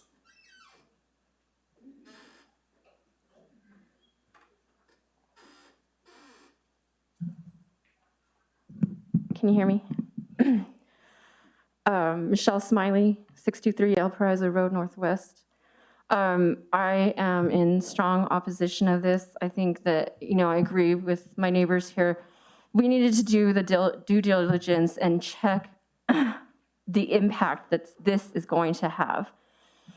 A traffic study to see, I feel that you guys are trying to fit a lot of people in a really small agricultural neighborhood. You're trying to put way too many people in here. It needs to be less dense, not more dense. I don't understand that at all. And it's like inhabitable. Like it was supposed to be, like Joe Craig said, it was supposed to be a community center. It's not supposed to be a little tiny half acre. I couldn't even see in the paperwork where it said half acre for 12 houses. And then after, the trustees are recusing themselves because they're close to this project. How many of you are voting? There's 3 people voting for hundreds of people. This affects our lives. This is 1,000 feet. Like, this is my neighborhood. This affects my life. This isn't affecting your life because you live in a different neighborhood. This affects our lives. So you're 3 people are voting for hundreds of people that this affects. Please do not overdevelop the village of Los Ranchos. You have your company, you can develop anywhere. I'm asking you, please, go to Albuquerque, go to Rio Rancho, go somewhere else. This is too small of an area for this. Please, listen to your constituents. Listen to your community. We're begging you, keep it how it is. You cannot just keep putting more and more and more people in this tiny little area, and you haven't even done the research to see how this affects not just the traffic, but the environmental and our water table and our watershed. You need to do a lot more research, and you have the resources and the ability to go somewhere else. Go do this somewhere else where it's wanted. Go develop Rio Rancho or Albuquerque. We want to keep this agricultural zone. We want to keep our neighborhood intact. We don't need to be bringing in more and more developments and overdevelopments of this little tiny area. Just please listen to your constituents and do what's right. Thank you.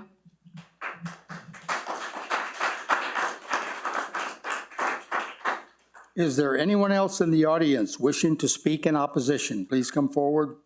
State your name and address for the record. You have 3 minutes. McKenzie, 7315 Guadalupe Trail, Northwest. What would it take to change the ordinances? There are a lot of good things in the master plan when I have read it. There's that little section in the master plan, though, about cluster housing and development. And that seems like that has caught fire. We have neighbors that have developers going to them and saying, can I buy that acreage? I want to put this on it. I want to do that. What would it take to revise the ordinance in keeping it in tone with what the village goals are, which so much of the master plan really talks about?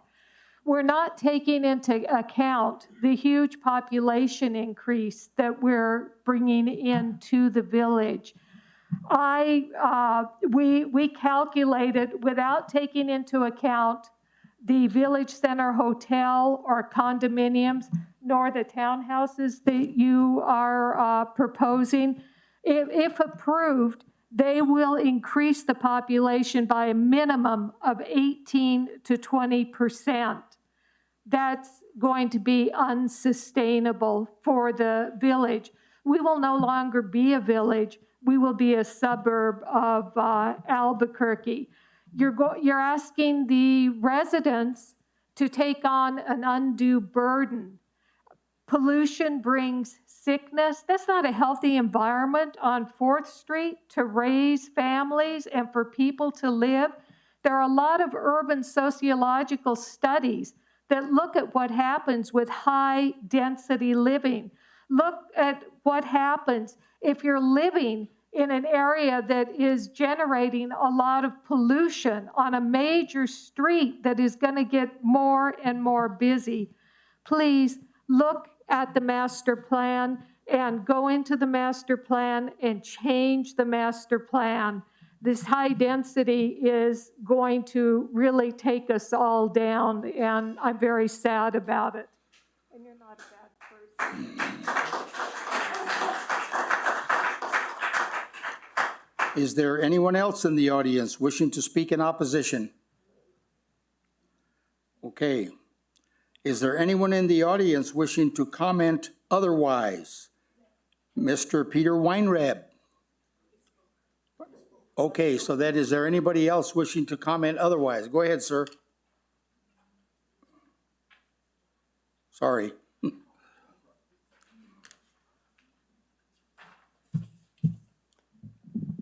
Hello, I'm Dennis Smith. I live at 900 Sandia Road Northwest in Albuquerque, but I own the property immediately south of this lot.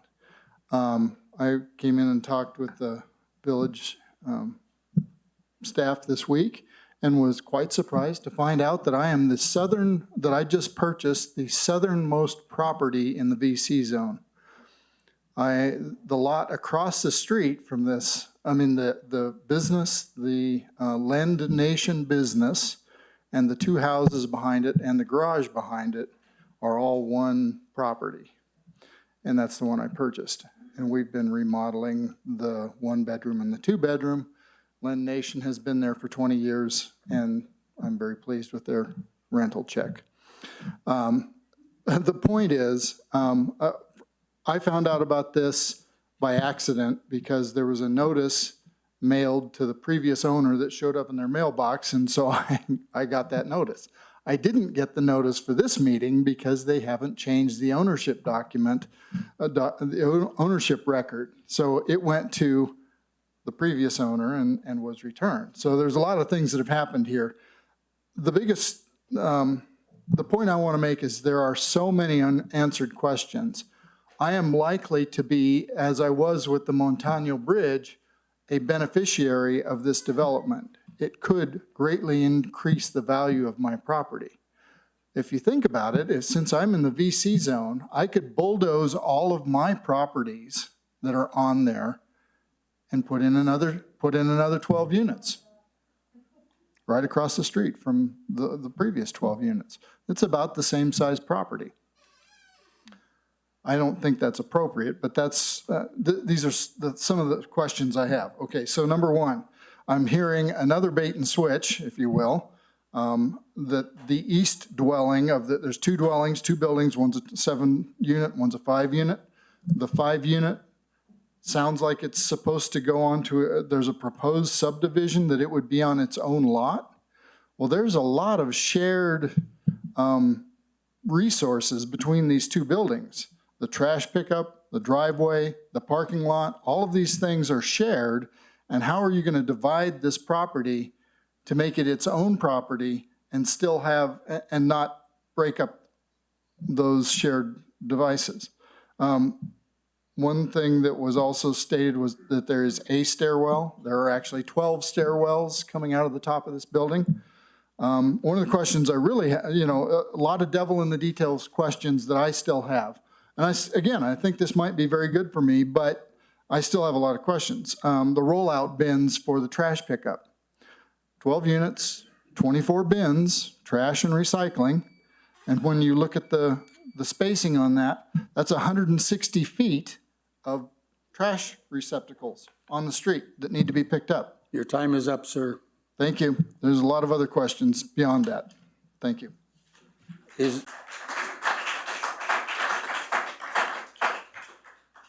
Please approach, I'm sorry. Is there anyone else in the audience wishing to comment otherwise?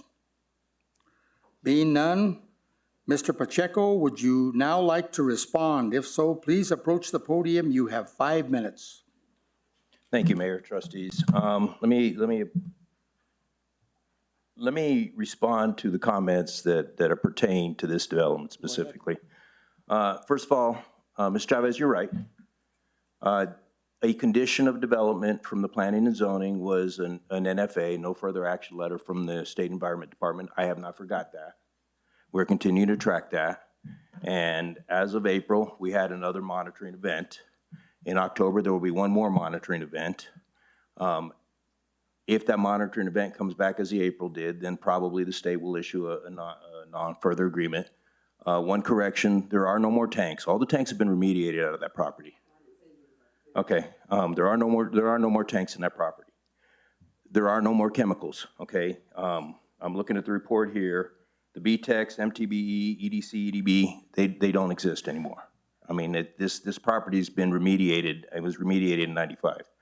They don't exist anymore. There is a trace of manganese. Manganese is a naturally occurring chemical in the ground. It also can come from storing benzene products. There is a trace of manganese. However, that has not increased.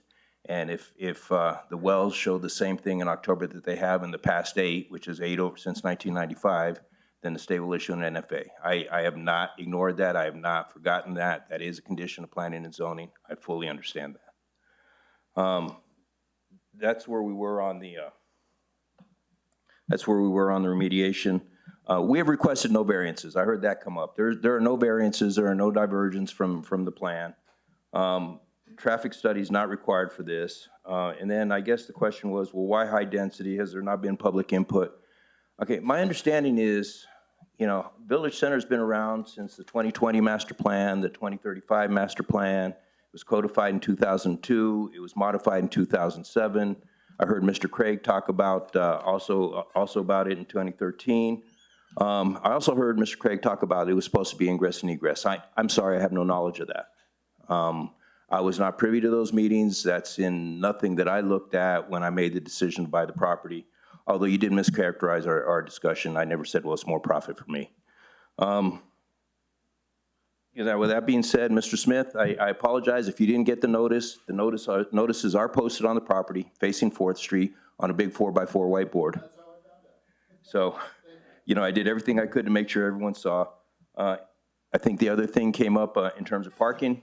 The parking requirement's met. I mean, I have 1 parking space per unit, heated garage for every tenant in that unit. The additional parking is, people have guests. I need to make sure that they can park it. I do want to point out, the site plan's no longer up there. I do want to point out that all the common area there is permeable ground. We're not putting asphalt there. We're looking to make this as environmentally friendly as possible. So all the common areas are permeable ground. In answer to your questions about the lots, they are individual lots. There is some common area. The common area will be taken care of within the HOA. But if you can see, there's 12 individual lots, and the common areas will be taken care of within the HOA. There was obviously no intent for bait and switch. I did hear that comment from, I can't remember who, but there was no intent for bait and switch. I think that covers the public comments that I heard that pertain to this development.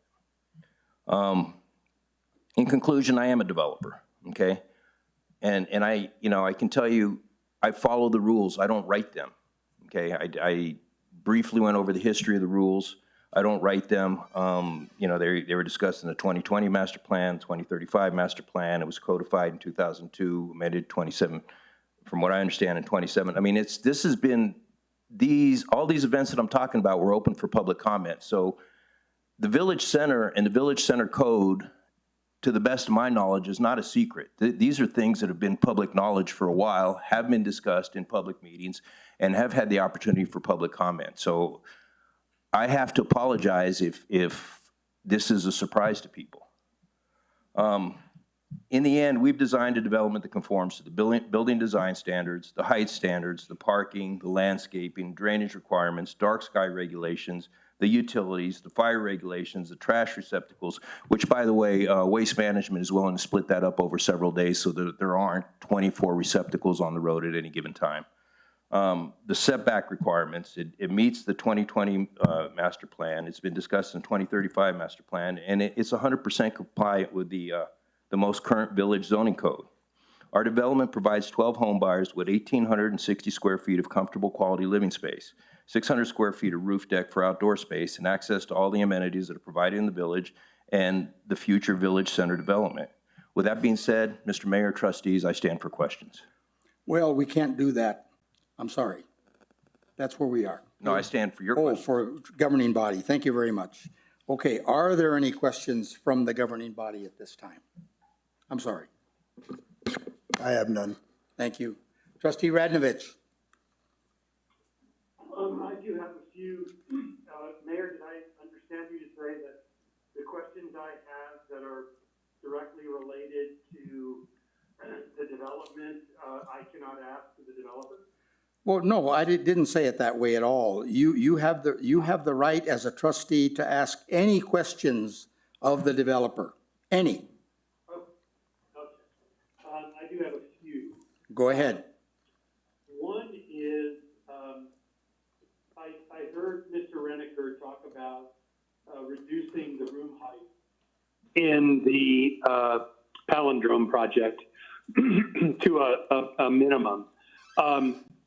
What are the room heights in this project, Chris? And is there any way to reduce those heights? Well, they're below palindrome. I think the max elevation on this is 45 feet. Right, but individual rooms, I mean, what is the height within the room? I would have to go back and look, but I mean, a standard floor is 10 feet. Okay. If there's a way to reduce the height in any way, I would recommend that. And I know it's late in the game for you. I know you've already hired the architects and had plans done, and I apologize for that. But I'm just looking for a way to make this more palatable for many people that we've heard from. Chris, what is the phasing that you're going to employ on the project? Is it going to be the front lots along 4th Street first, and then the rear ones, or have you thought about that at all? Well, we're looking to complete the development in one construction project, but I don't even know if I've thought through it that much.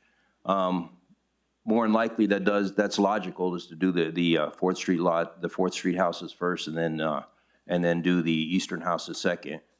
But we're looking at doing this as one complete development project, so we're not going to build 2 houses at a time, 3 houses at a time. I mean, we're looking to just have all 12 built at one time.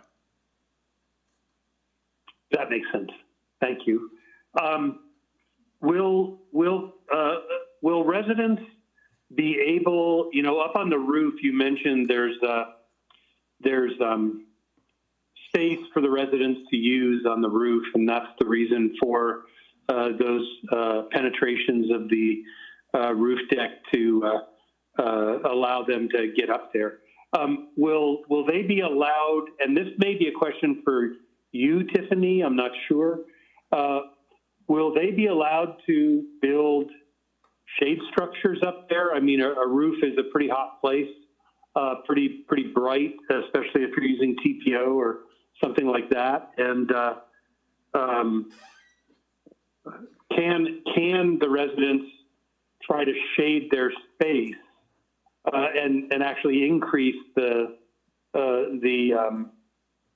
height by doing so? That's a valid question. Do you want to answer that question? Let's Yes, let her- Mayor, Trustee Radnovich, trustees, that's an excellent question. I would say that structural changes are a bit of a gray area. I would say that they probably would need a building permit, and that would affect the facade of the building. And then depending on the amount of structural improvements, that would be a site development plan amendment. But if it's a shade umbrella, like on a table, or a non-permanent shade structure, like a fabric, that would not count towards a structure, and so that could be done without a permit and wouldn't technically be contributing to the height of the building. Mr. Pacheco, you want to weigh in on that? You know, I hadn't even thought of that, but that's simple enough to put in the HOA. Okay. George, Trustee Radnovich, any further questions? I do have a couple, Mayor. Sure. Chris, if you could go over on your elevations, there's quite a few textures and colors, and I wondered if you could briefly go over what each of those are and give a little bit more explanation of really what we'd be looking at in terms of the front facades of the buildings. Well, I think the concept is to go with multi-textured, multi-textile facades. So there would be some stucco, there may be some metal, there may be some wood. I mean, we haven't finalized that portion yet, but the concept is that, you know, I'm not interested in building just a single stucco colored, ugly looking building. I'd like the building to be appealing to the eye. And so, although we haven't finalized it, I can tell you the concept is going to be multi-material and multicolor on the front. The colors aren't finalized. The elevations that I have in the site plan show blue. The elevations that we're looking at are more of a natural tone. And they're not finalized, and I'm happy to work with you and the trustees to come up with something that's acceptable. Although I can tell you I'm not interested in a monocolor stucco finish. Understood. And some of the kind of wild colors out there I know are more expensive. Some of the colors look almost, on the elevations on my screen here, look almost black or charcoal colored, and those were the ones I was mostly interested in because there's quite a bit of gray and black as opposed to earth tone on those. So the other so that's why I asked that question. The other question I have is on the north and south exterior elevations. There's very few windows on those elevations, just 3 vertical on each of them. And did you, when you were working with your architects, talk about the articulation of those edges? And they're pretty kind of what's the word I'm looking for? No, they look almost prison-like right now. I mean, to answer your question, they look almost prison-like right now. The final construction documents aren't done.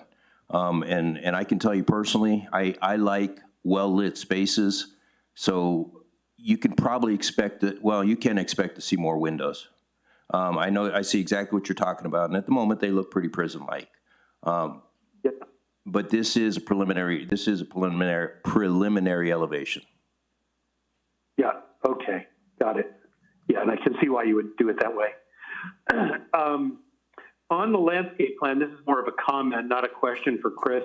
The landscape plan is not, on our landscape ordinance, it talks about native plants and plants that are associated with the valley and with Los Ranchos, and it really isn't. It's much more, what's the word I'm looking for? Ornamental and not native. And I was wondering if just that small thing could be changed, if possible. Yes. Okay, good. And happy to comment on that in more detail if you like, aside from this meeting. One last thing is a question for Tiffany, and it's related to some of the comments that people had. Excuse me. Just a second, I need a drink of water.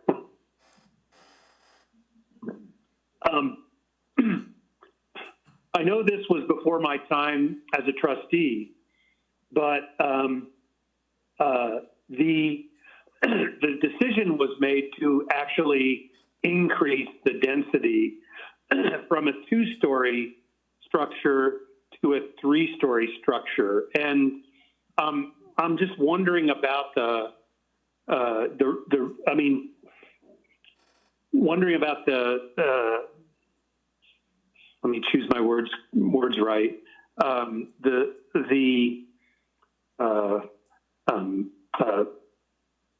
validity of that.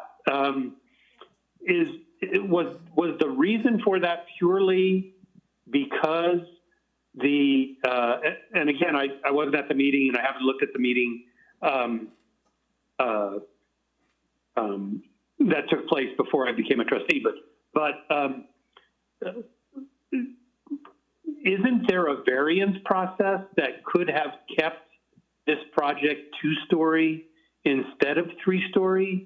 It sounded like we, as a village, basically forced Mr. Pacheco to increase the density and increase the height of the project because of the village center zone. And I get the village center zone. I know it's been with us for at least 2 decades, if not a little bit more than that. But couldn't there have been a variance process to reduce or to allow the project to be 2 stories and less dense and not follow the village center zone? I'm just wondering why we pushed that and pushed the densities and the heights like that as a village.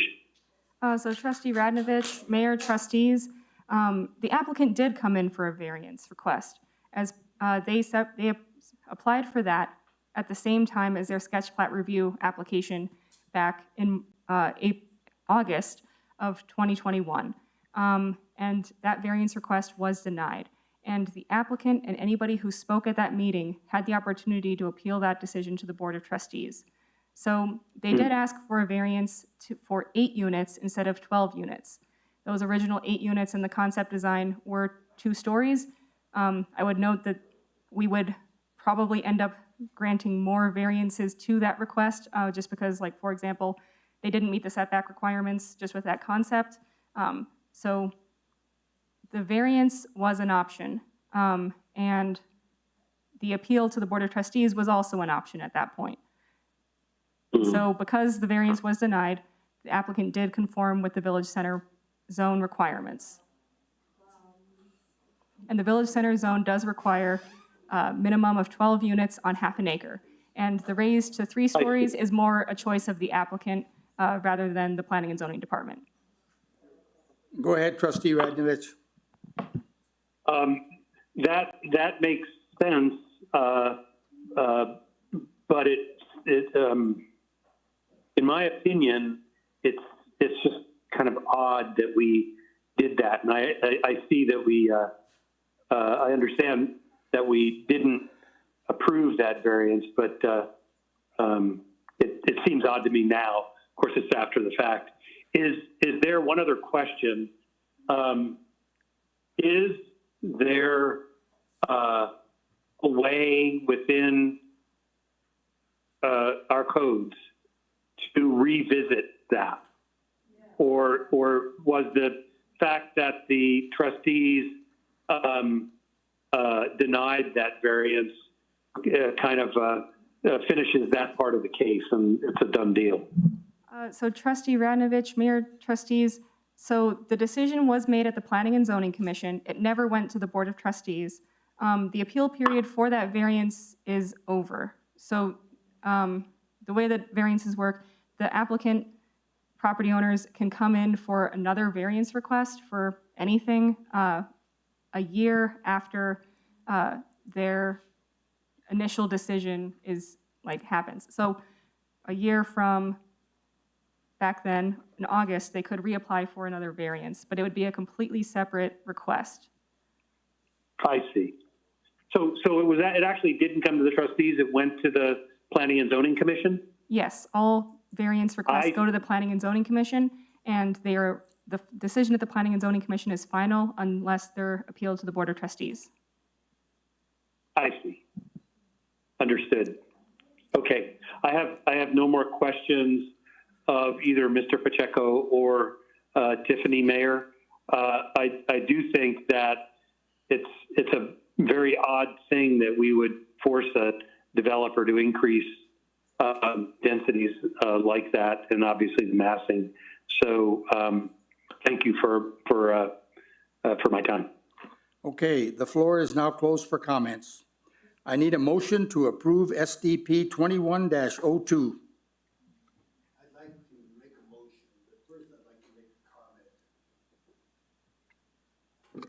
I'd like to make a motion, but first I'd like to make some comments. I'm very torn on this issue because the Village Center has been around for 2 decades. And generations of trustees and planning and zoning before us had good reasons for their design for it.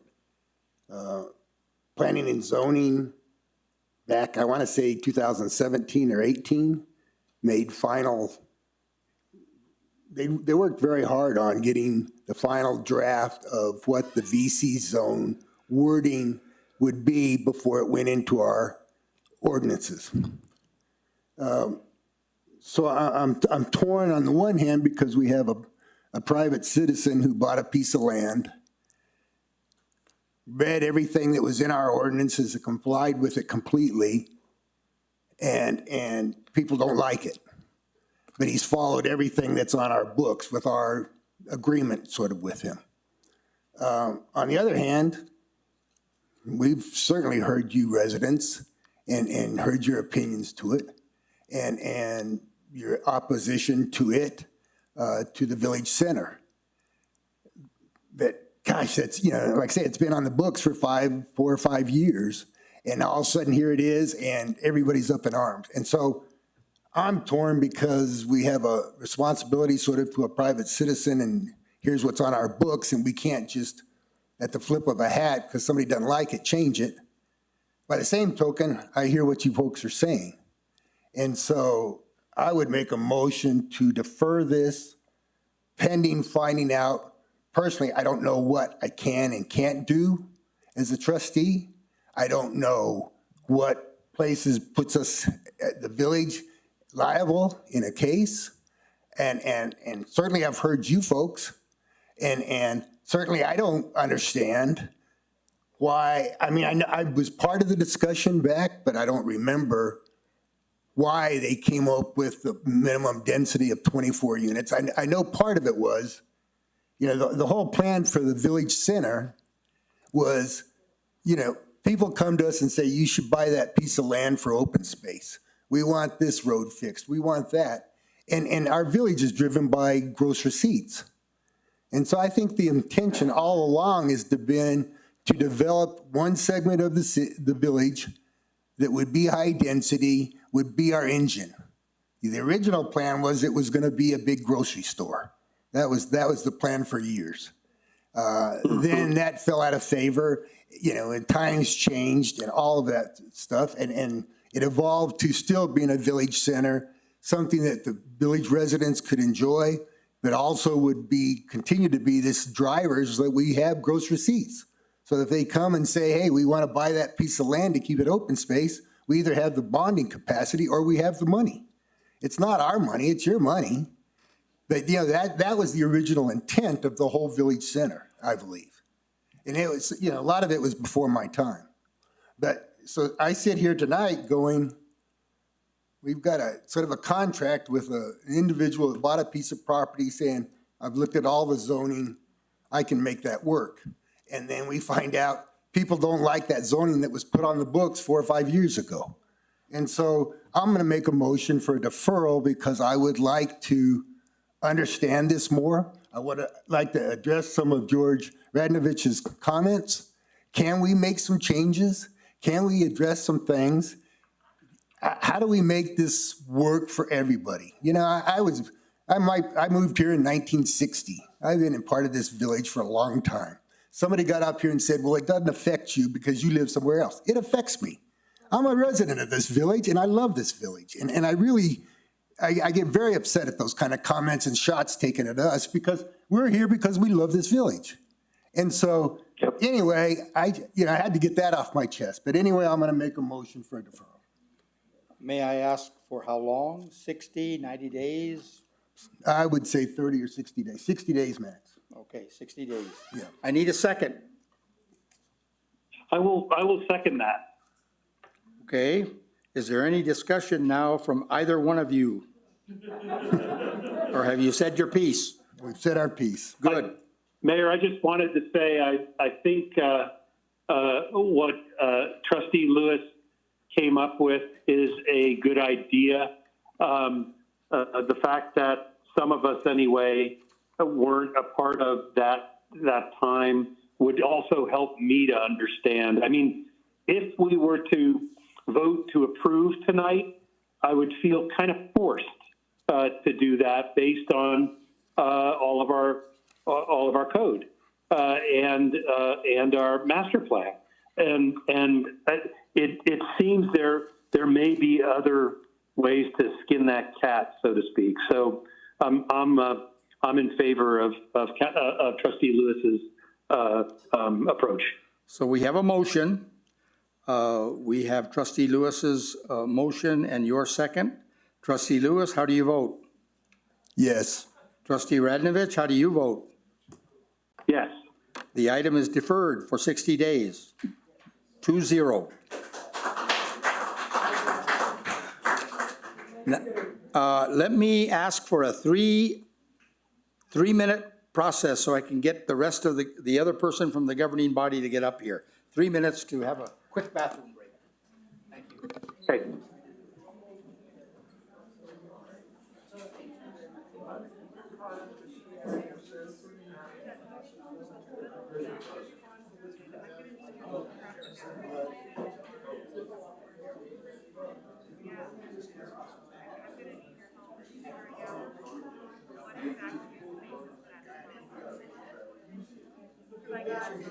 I got questions about how we can address this and how to move forward.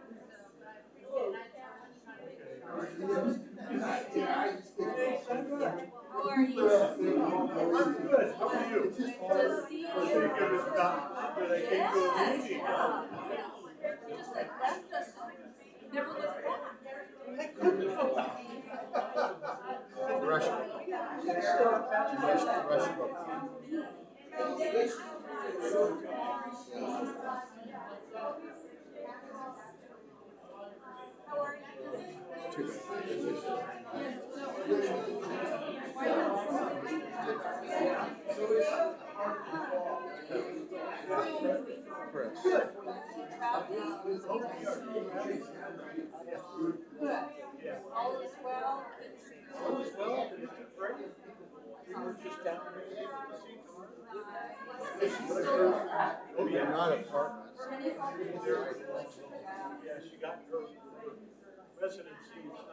Hi, how are you? Good. How's your lovely wife? She's still involved?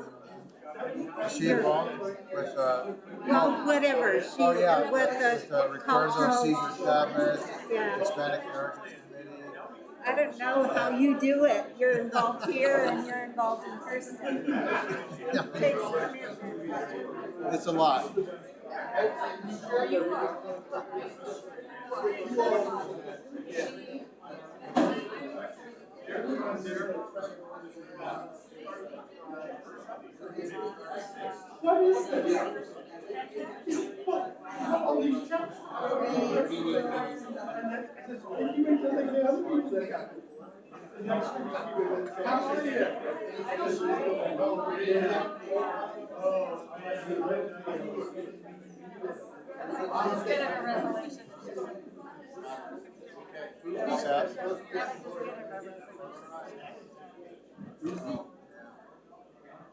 That was unfortunate for Chris.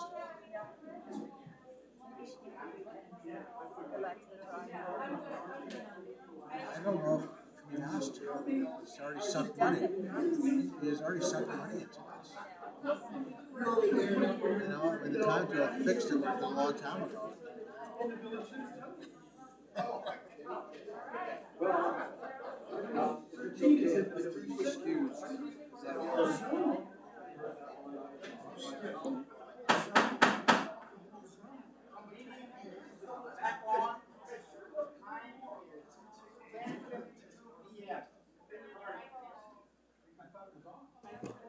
Oh, okay. I would like to ask the Board of Trustees if, because it's late, it's almost 11 PM and there's still quite a few things on this agenda. I want to ask the Board of Trustees if they would consider a reconvening meeting next Tuesday to finish the items that are on this agenda. I need a motion. Let me check real quick, make sure I'm not talking. On Tuesday, you said? Yes. It's okay. Mayor, I'll go. Mayor, if I could ask you, what time on Tuesday? What time is best for everybody? Earlier would be better. How about 5 o'clock?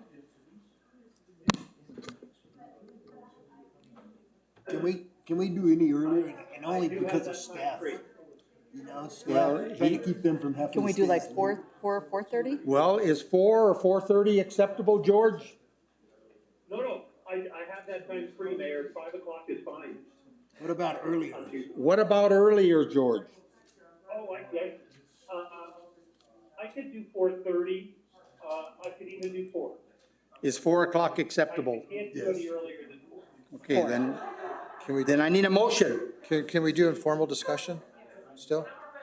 I'd rather do it at the reconvening. All right.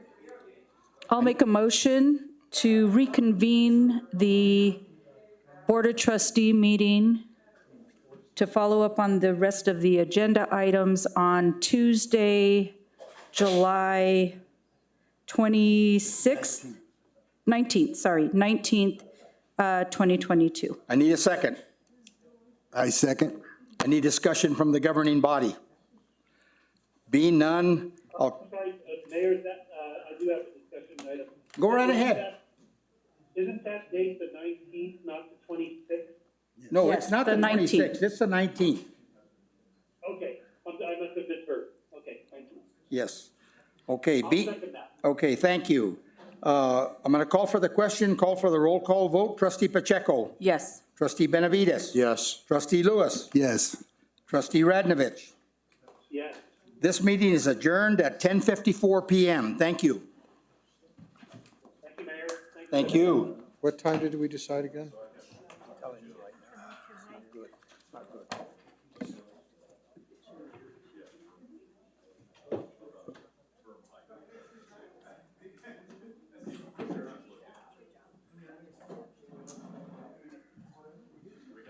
What time did we decide, Danielle?